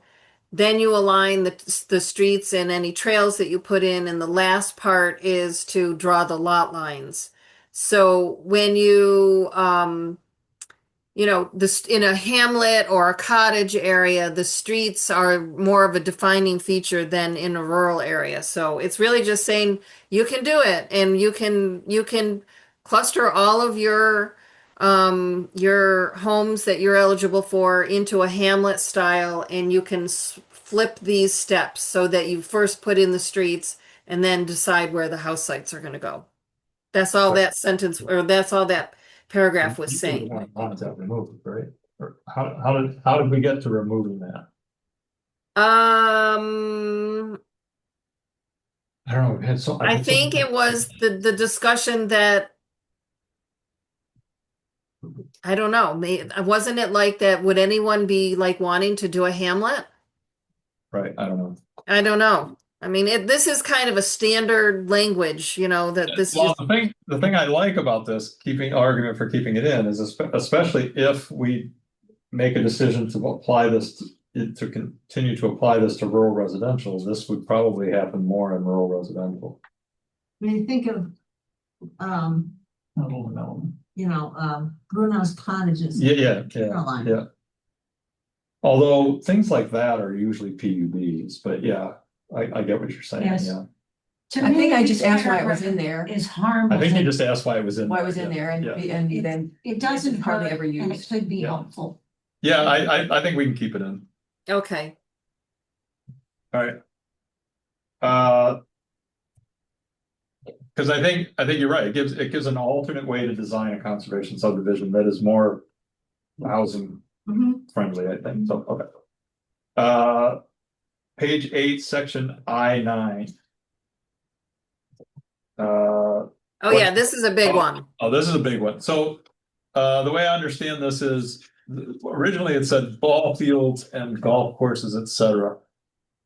Generally, ball fields and golf courses are not publicly available lands, right? And it's not the kind of conservation or agriculture that you're looking for. Correct.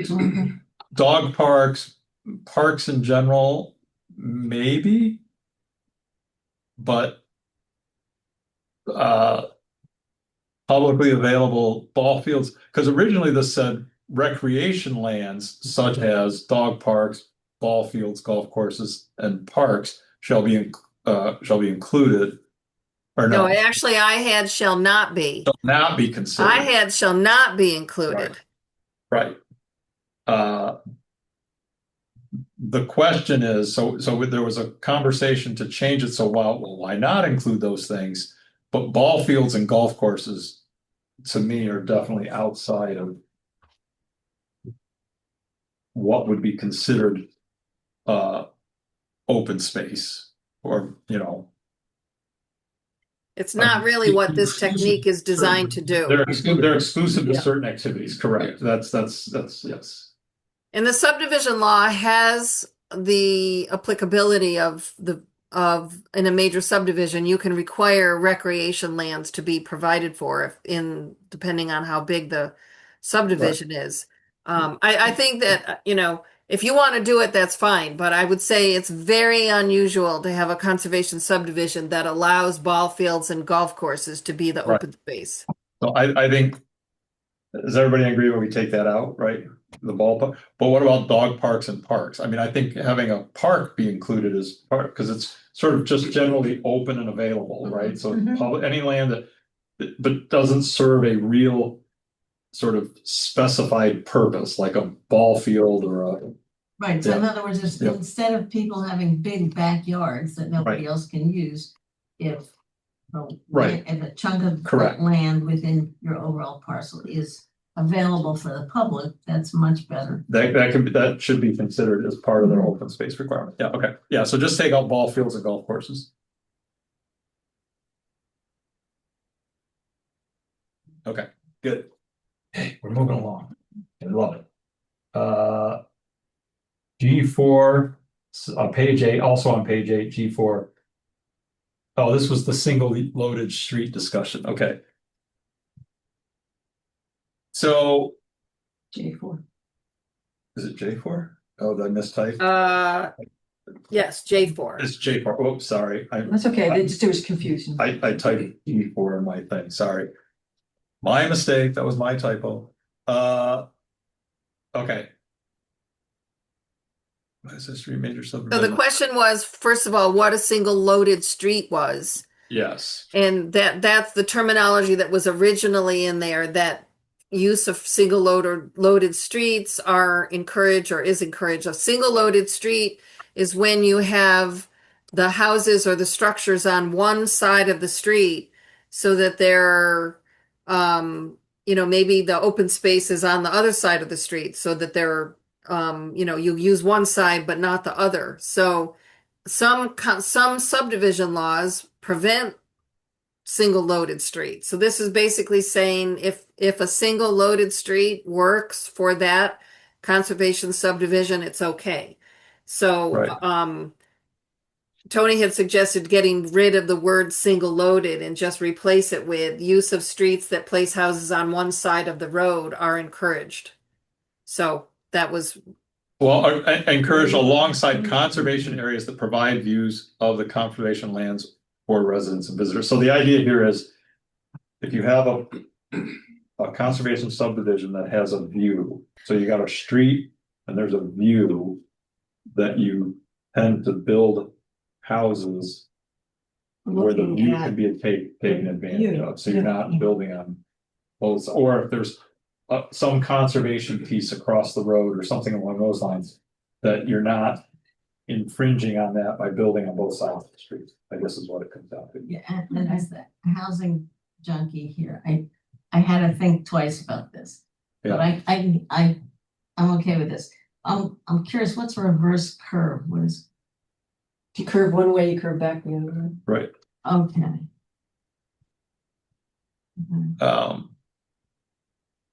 Dan, I noticed that we numbered this in a wonky way also, Jay. Oh, I see. Yep. Okay. I'll fix that right now. Okay. Tony? Yep. I just want to go back to our publicly available lands. Our large solar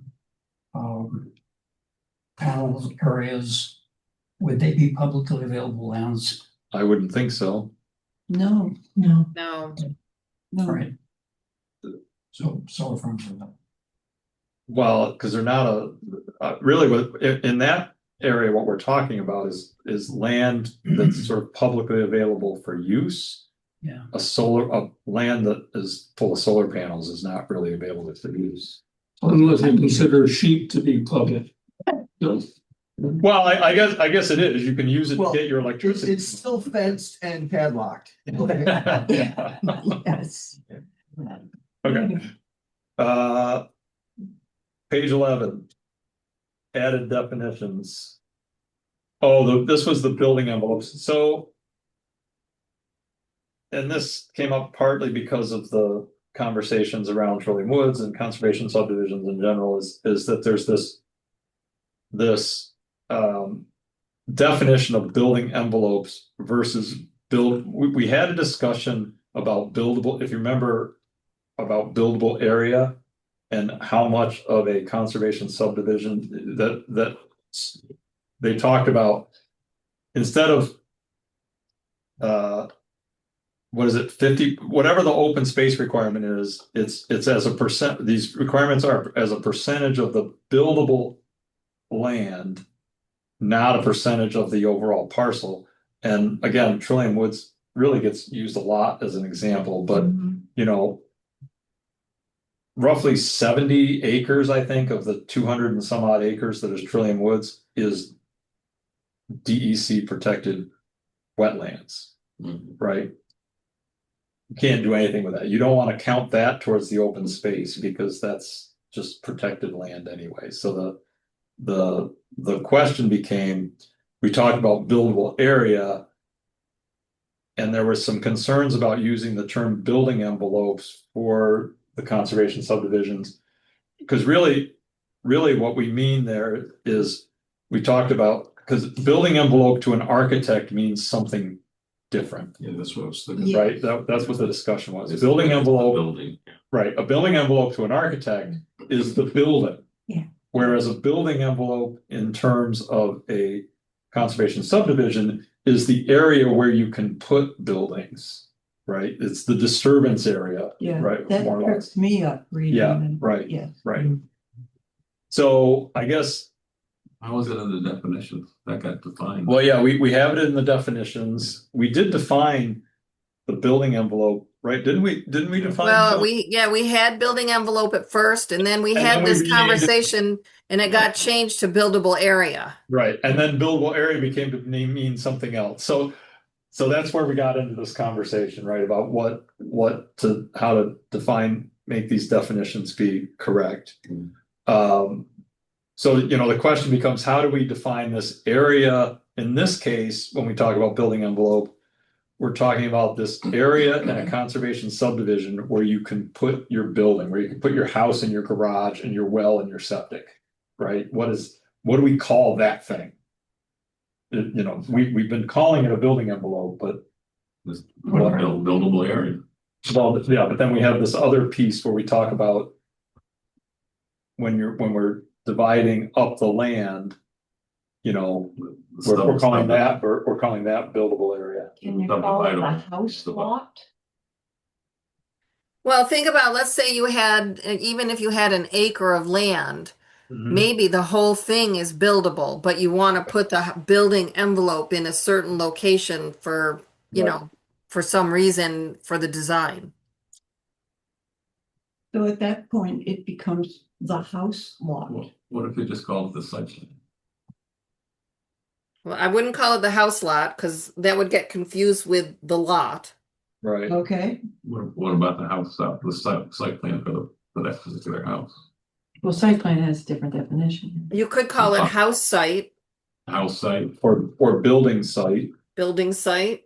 Footprint. yeah, Yeah, I like building. Yeah, I think that kind of makes it a little bit different than everything else. Yeah. Building site. Building site. and then Yeah. define that and put that in the definition. Yeah, we'd have to put a definition for it, but we already have a definition. We just have to rename it to be that. Rename it. That's right.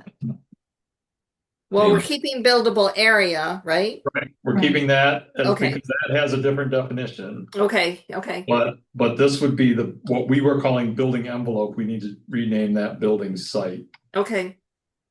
Gina doesn't like it, I can tell just by the look on her face. No, I don't, because I think that gets more into like building code and stuff like Well, that. well, And that's yeah. not what we're talking about. I like building envelope because it's like, this is the area, Construction. Well, and we could- any place in this area You you know, can choose to build. and we can just keep it building envelope and, you know, and just, we know that this is building envelope as it relates to site plan reviews, which is different than what an architect would call a building envelope. Building location. Then just tell the architect to get with it. Yeah, just Well, it's a choice. Yeah, I think let's keep it building envelope. Does anybody disagree with that? I mean, we don't have any architects in the room, but. No, I mean, that's gone too. So. Oh, that's right, Brad was the architect, I think, that brought it up. Right about it. But, okay, let's keep it building envelope. And the other thing I wanted to ask about in this is, in general, ag lands, farm buildings are exempt from, so for example, like outbuildings of a farm Mhm, Mhm. are generally exempt from setbacks and all these other things. mhm. And so if you have a section of a conservation subdivision that is agricultural in an ag district. The building envelope doesn't, as I understand it, the building envelope doesn't necessarily apply to something like a horse stable or a hay storage shed or help me out, Evan. I don't know the name. I don't know the names of the buildings. Yes, generally, it doesn't deal with the public, that The fencing, ag Yeah. fencing is normally on the boundary lines, not a 6 foot setback from the boundary line. Correct. Because the farmer does not want to mow on the other side of the fence, and So, neither does the neighbor. and I guess that's okay, right? If it's in an ag district, you know, if it's in a conservation district, it's a different thing, right? But I guess the question becomes, Why is it different? well, let me ask, If it's an ag activity, an ag structure, it should follow traditional ag practices. right, I'm good In with all that. the districts, yeah. right, okay. So again, I'm thinking about Trillium Wood and those kind of properties. Getting back to our discussion about how does this code apply to Mhm. what things that might actually happen in the town, right? Mhm. So, you know, that would mean that those parcels Yes. which may have ag activity on them, Mhm. the building envelope is not gonna restrict where they can put uh, A barn. a barn or their fences or those kind of things, right? Well, only if they're if they're considered agriculture. Only if they're considered agriculture. It doesn't mean that like one of those lots that somebody just has a house on and he's not doing agricultural activity, if he just wants to build a shed, that doesn't apply, right? Right. And somebody that just puts a couple horses out isn't necessarily an ag operation. Right. Right. So are you talking about ag operations as defined by New York State in an ag district? Yes, Yeah. So, I mean, that's all dollar related there, Right. so. That's the So- $10,000. but if I wanna do my hobby farm, so let's say I buy one of those 30 acres and I wanna do my hobby farm. I would argue that's still agricultural, but just anyway. That's something that our committee has argued since. Yeah, I know. But It's not a real farm. I know it's not a real farm, I get it, I understand it. But, you know, if he was gonna build a shed, or if he was gonna have his horses and he's gonna put his fences up and he's gonna put a building, what do you call it? Not a stable, but like a place for the horses to go in. Shed and stuff. Or run in. Run in, Yeah. whatever. You know, would they be allowed to? You need the 10 acres, 10,000 income to be defined as Yeah, okay. agriculture. Well, actually, the state law, that is to get an ag assessment, not to be defined as a farm operation. Right. Farm Yeah. operations can be really small. It's the size and dollar amounts matter whether you get the ag assessment. Yeah, because under property tax. the 7 acres, you gotta do like 50 grand. Yeah. Right. So do you want to say in the conservation subdivision that on agricultural parcels that are within the either preserved open space or a parcel that's left for agriculture, that locations for agricultural structures are not restricted? So that they can go anywhere on it? I think I've read that already Yeah. exists somewhere. I think so. I think it's already in there. I don't remember where, but I believe it exists already. Okay, well, let me just do a Yeah, little search fine. here and see if we can Because find ag it. is allowed in all zoning. Mhm. Okay. I think good neighbors would follow setbacks, so. Well, and that's the thing that concerns me. One of the things that I think is gonna come up in the discussions Except go down. with the Trillium Wood piece is again, those ag parcels is, you know, what happens if somebody, like, just for the sake of argument, and I'm not saying that any particular farmer would do this, but if you have, if they decide they wanna, like, if Beck decided they wanted to lease that 30 acres and do something with it, or another big farm were to decide to do that, and they're spreading and they're putting fertilizer on and they're doing other things, how does that impact the other lots in the conservation subdivision? Like their immediate neighbors, right? And as far as. Yeah, well, we have this in number 3 here of open space standards. We have that it says land used for agricultural purposes shall be buffered from residential uses. Right. Then what's. So above? that's really the only way. I mean, if you're going to allow agriculture in there. Well, and that's where the building envelopes come in, is that Right. they lay out the land so that the adjacent properties, the building envelopes are buffered from, like, you're not gonna have, you're not gonna have a building 25 feet from the edge of an agricultural property. So like I said last week at the Trillium, the biggest issue is the well. Right, setback of the wells. That is Setback of the well, is right, really right. important. But again, the building envelope determines where the well goes. I mean, if you want to be kind to the farmer, you could put a larger setback from the structure. You could, yeah. From if you wanted to be kind. Yeah, that's what the buffer Yeah, is. But does it have a number on it? No, it doesn't. And we could put it on there if you So want. you could say that if you abut ag, it could be equal to the rear setback or something like Something that. along those lines, Instead of the 15 feet. Yeah. You can, What is the buffer? Well, rear setback would be 15 feet. Well, right now, we're just saying there needs to be a buffer. We don't say what it is, but I don't know, what would be an appropriate buffer? Tell me, ag. Well, 10,000 feet. I know when Kimberly Drive was developed and the TNR Center opened up their manure storage pit, people were looking to sell their houses on Kimberly Drive because it did not stink like that when they bought the house That's right, yeah. in the winter. Well, you live next to the farm, so it's about you, what are you, 40 feet off the back of that lot there, or 50 feet? Not 5 miles. What, between the field and my house? Yeah, what is that?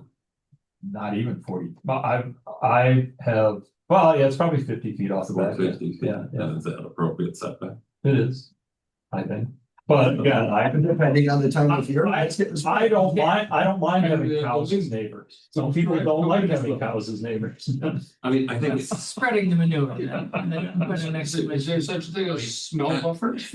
yeah. Well, and also, and in all fairness, where I am, Billy Woods. because it's up on the hill, when they do spread, yeah, it smells, but it never smells for very long because the way the wind and everything is up there, it dissipates pretty Then quickly. you close the windows and turn the AC. You could put in there that the wind But- should only but the- go one direction. But when I think it was Beck that put the manure pond in up off of Dutcher Road. Yeah. I think that's Yeah, Beck. that's back. When they first put that one in, the intersection of Dutcher and North Road, which sits in that little thing. Oh my God, I drove through there a couple times. Yeah, you get to Holy the stop. wow. Yeah, before it's. skimmed Oh my over. God, it was bad. Before it skimmed over, it was bad. And I felt bad for that one house that sits right there at that corner. They're the ones they bad. complained the most against it. Yeah. They had signs out That there. was, it was bad. But as far as that goes, Beck's do a really good job of They do, piping it Yeah. and injecting it. they do. So And as little as- once that skimmed over, Yeah. You- gone. yeah. not a problem at all. But Mhm. it's, yeah, but before it skimmed over, boy, ugh. Anyway. Tony, I have a couple of Yeah. things, if you're finished with that. What do you? Yeah. So somewhere in here it says that impervious surface shall be no more than 30% of the lot. What is it now? I think in most, in, I didn't memorize it. You could look at the code. I thought you said that it varied by. it varies by area. So there's not a simple answer to the question. Varies by what kind of area? Well, Underline district. like a commercial area is gonna have a lower, or it's gonna have a Higher, it'll have higher. gonna have higher impervious coverage than, say, rural residential. Okay. Do we know where those definitions are? That's Yeah, I'm enough, looking, it would be in the dimensions tables. it would be in the dimensions table, which we haven't Yep. gotten to yet. Okay. And I don't think you Comp- change that. I mean, generally in areas that have, real rural areas that, have aquifer recharge areas or water sensitive type things, the New York Rural Water Association recommends a 15% maximum impervious surface. But in hamlets and villages in developed areas, it's 60-70% because they're smaller lots. You want people to be able to use as much of the lot as they can. Do So you it think- varies by district. Do you think 30 is too, what were you thinking? Like don't know what to compare it to, so, yeah, I mean, but if you're trying to within the bigger overall parcel, enable smaller units, Right, I don't know if 30% is a lot or little, so, It's a fair amount. Mhm. it's a pretty big number, Yeah. you're right. saying. Yeah. Means housing could be relatively close together, okay. There's, on page 6, there's something about, let's see. Bottom of page 6, about road buffers to be visually inconspicuous as practicable when seen from state, county, and local roads. Local roads and subdivisions should preserve woodlands along roadways, property lines, etc. What number are you reading? Jay, J, bottom of page 6, so it's HJ. Yep, I got it. It's up. So is that refers to like keeping vegetation that's there? It's not like requiring somebody to put up a buffer. Correct. Yes, it's preserving what's there. Okay. Right. Okay, great. And one other thing just is, Chuck brings up incentive zoning as often as he can, I think. So, and then I have a comment from some email about the minor subdivisions, and we were talking about how we might encourage the developer to take a minor to do this kind of conservation pattern in a minor subdivision. What if we talked about incentives, allowed incentive zoning? So if you've got a 10-acre lot and you think you want to do, maybe it needs to be So you get a density bonus if you're gonna do You it. can give them a bonus Yeah. for one lot, for a smaller lot. And a minor subdivision. But you can do it for the big ones too. You could just say you get an extra 2 lots out of it, if they're sized for affordable housing, that's. Yeah, I mean, that might be a good incentive for the minors to address the minor. But then if you give them a density bonus, then it becomes a major. Like if they're going to do 4 and you give them a density bonus of 2, it's now a major. But I'm saying if we put it in here as otherwise qualifies as a minor, therefore you go through staff and not the planning board. Staff can then sort of approve the 5th lot as an incentive, and not change categories. not change into a major. And put restrictions on the lot size and the location.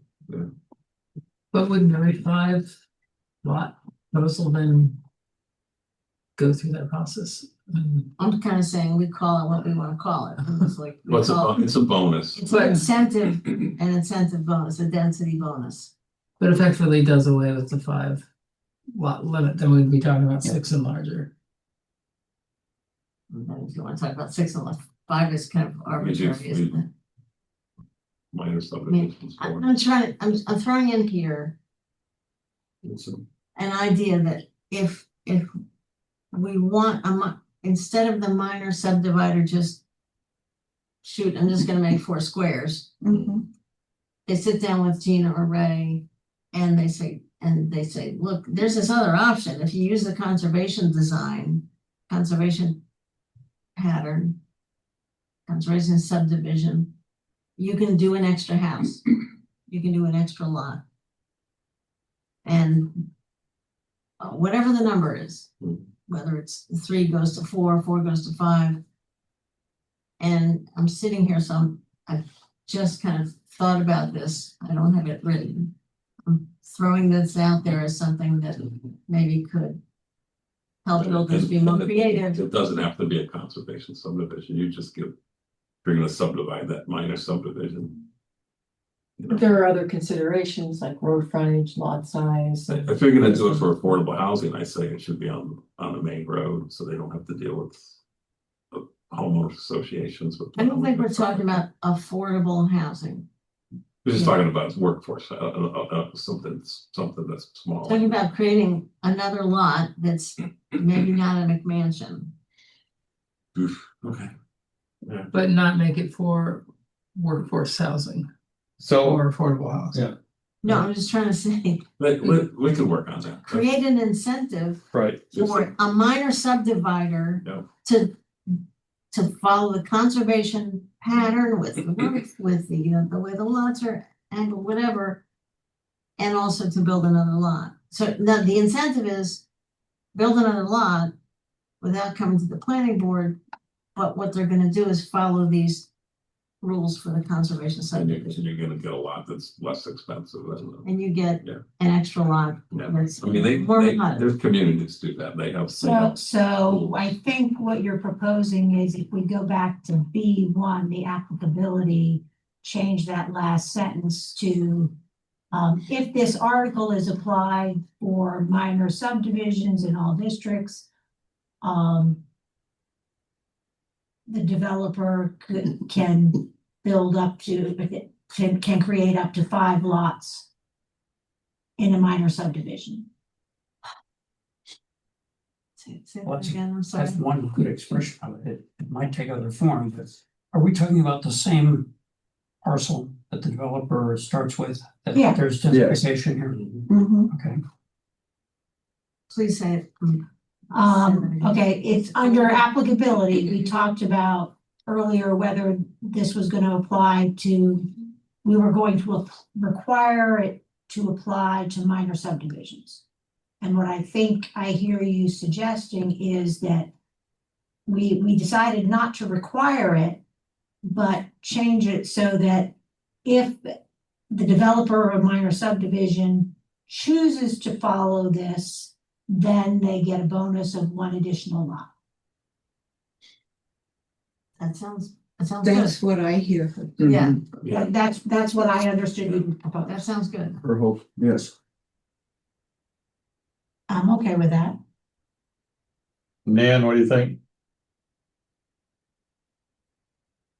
I think that, well, I think it's doable. 2 things, we would have to go back and change the definition of what a major subdivision is to make sure it's clear that in this case, a 5-lot subdivision is still a minor. Right.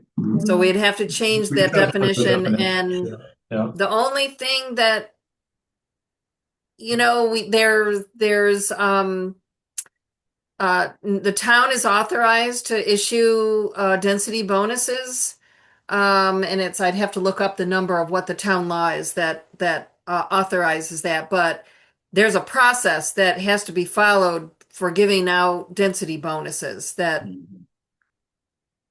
we could. Well, this may be something, so one of the things is we have to think about, because we're doing this in phases, we have to think about what's in phase 1. And other than saying that conservation subdivisions can be applied to minor subdivisions, the minor subdivision law and the general subdivision law are not parts of phase 1. We're not reviewing those as part of phase 1. I think there's a lot that to be said for using incentives. I like the idea. I just want to make sure we do it right. Yeah, so we'd have to look at what the existing incentive, what the existing process is for giving incentives. So we just have to verify that. Okay, Yeah. so That's in the barn. the place to address this is not here. Well, we can put it here because we want to say that if they do this, they get this incentive. We just need to make sure that the definitions and that our process for giving those incentives is followed. So we may not be able to put it in this phase, I guess is what I'm trying to say. We have to look at what the process is for offering the incentives. So you're saying that the process for offering this incentive Mhm. is much more complicated than, I don't know. We have to look at it. I don't know what the process is. I haven't looked at I it. think Nan's right. Yeah, there's a state law that tells you exactly how density bonuses are supposed to be given. Right, it has to be a vote of the planning The board. in vote, order- so, yeah, so, the, yeah. so if you go to the 5th, you'd have to come to the board to get done it. So in order to get that I think in order to get that incentive, they wouldn't, it could still be called a minor subdivision, but they would still have to go to the planning board. Because I think under current, right, like Craig said, under current law, in order for the incentive to be given, it has to go before the planning board. There's, Varna's got density bonus Right now. Okay. Yep. So, It may not I guess what I'm saying is it may not accomplish what you're trying to accomplish. The advantage of being a minor subdivision is that they don't have to go before the planning board. right, but Right. if there's a sense that. But maybe it's still a Planning- simplified the Planning process. board, they don't have to go through the full review because they've done that with the staff. It could be a simplified process. It's sort of a boilerplate, yes, we approve this, but. Yeah. So I understand we can't invent this thing on the fly at 8:05, but. Right, I appreciate trying to find a way to do that. yeah, okay. Okay, that's great, All right. thank you. I think we got through everything. Can I back up to, you were talking about setbacks and whatnot, I know, could we do the same back setback for side setbacks?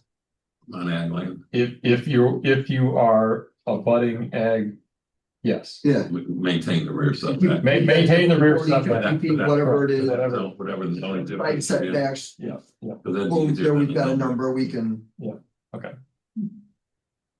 Yes. Well, do we have to change something to accomplish that?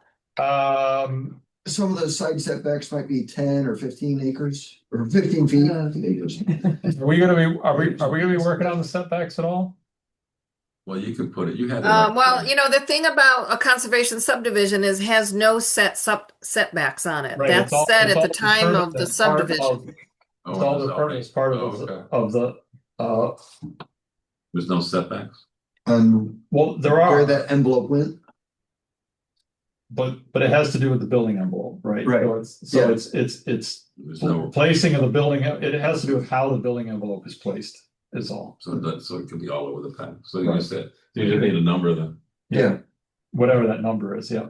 So if it abuts, the main thing is if You want to run it by the board? if a lot in a conservation subdivision is abutting ag land, the building envelope should be placed further away from Okay. whatever it is. In Yes. step 2, it says house sites should generally be located not closer than 100 feet from primary conservation areas and 50 feet from secondary conservation areas. Seems like we could add a 50 feet from agriculture. From agriculture. Yeah, there you go. Yep, that's it. There we go. What's that section? Yeah, 2 Step 2. on page 5. thank you. You're welcome. Would it be Yep. appropriate to have wells there? so you want 50 feet? Wells are in the building envelope. Regardless. But you want them 100 feet from ag. Not every building envelope is 100 feet. So we say 100 feet from primary, From any active agriculture. but what is? Yeah, so you want and active agriculture And in active here? agriculture. Yeah, that's it. So the 100, there is a 100-foot one there. Just make it apply. Yeah, make it apply to that. For the well. I may have a question as well. Yep. Nan, I appreciate that in putting together this replacement for Article 10 of our subdivision law, you brought to bear lots of experience you have from other jurisdictions in New York. I want to go back to what I said apparently erroneously earlier in the evening, that I was under the impression that all of the conservation subdivisions would be subject to HOAs. Oh, And- no. No, I got your message. My question is, given that you have, you're bringing together experience from many jurisdictions, I assume, in what you're providing us and we're working off of, do you think that HOAs are going to be the go-to means of protecting open space? We're talking about in K, I read those various points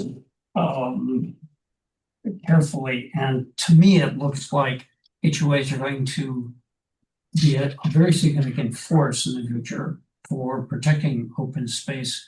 What have you seen beyond? I have not seen that happen. Most people don't want to do HOAs. Okay. I mean, it's like that's in there because it's a legal option for someone to want to do. But if you do an HOA in New York, you have to have the plan developed and approved by the Attorney General's office. It's not necessarily an easy or inexpensive thing to do. And you see HOAs mostly in more urbanized areas where that's a more common thing, and more heavily dense downstate New York areas have a lot of HOAs. But most of the ones that I'm familiar with in rural areas are just deed restrictions.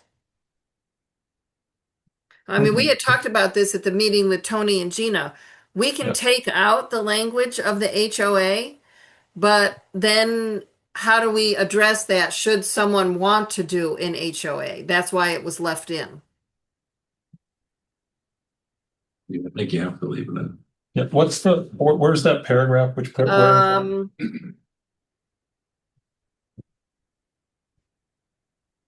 So it looks like it's under K. It's on how open space is preserved. It says,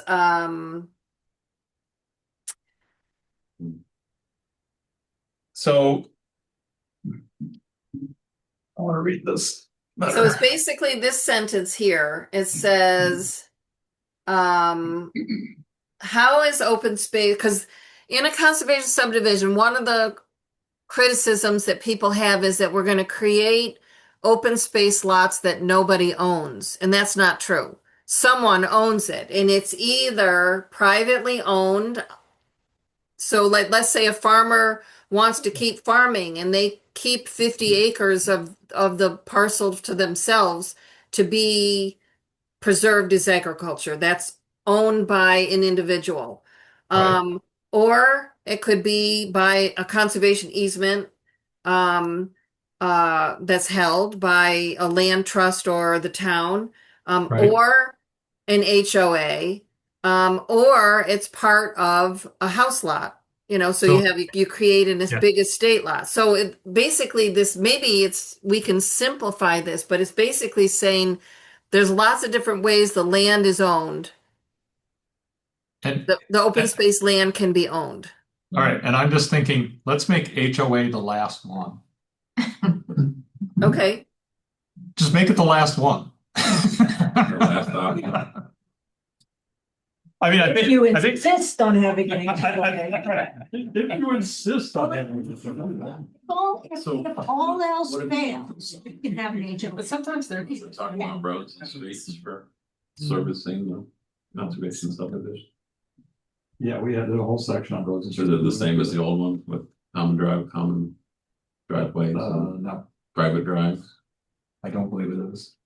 We have something that says if you have three. Yes, they can, there is pieces, right, there is pieces of it, but encourages common. So that's when you have the HOA, and you have that, if you have. But like the Cardinal Drive project is gonna be. Well, that's a PUD, but yeah, are those all rental? No, That's a private drive. that's a private road, that's a private road, right? So wouldn't that be an HOA too? No, because it's one owner. It's one owner, because those are all rentals. Okay. It's one owner. Right, I believe he's doing rental Yeah, properties. it's all around. When they're owned, but you don't have to have an HOA to have a shared driveway. Mhm. I can think. There are a lot of I properties. don't know if They go to examples, those- state of New York, they have shared private driveways. Yeah. That somehow get plowed.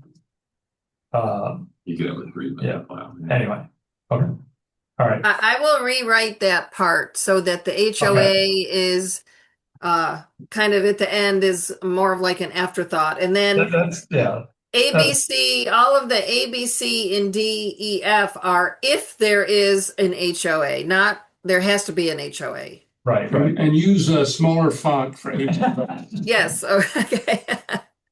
Lower case. Shaded gray. All right.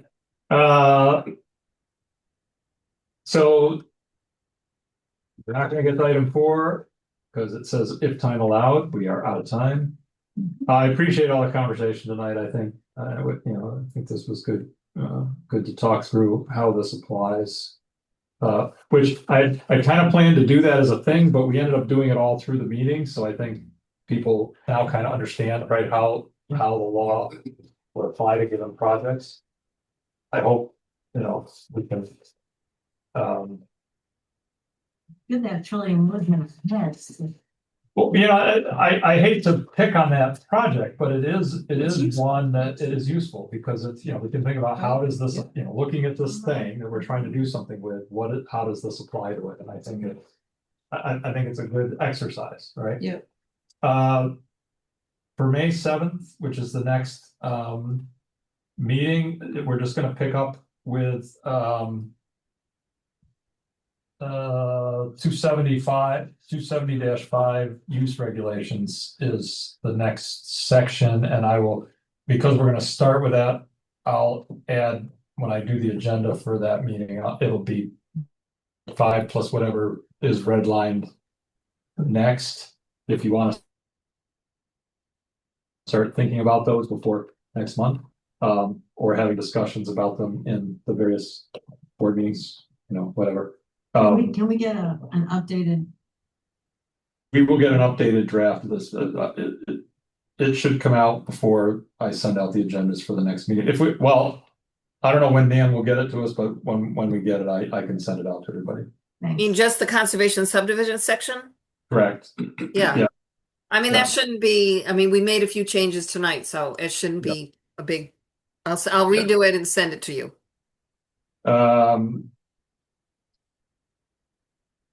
4 of us here from the planning board, we were all here for the last one of these, right? Did you read the minutes? I didn't. Are they okay?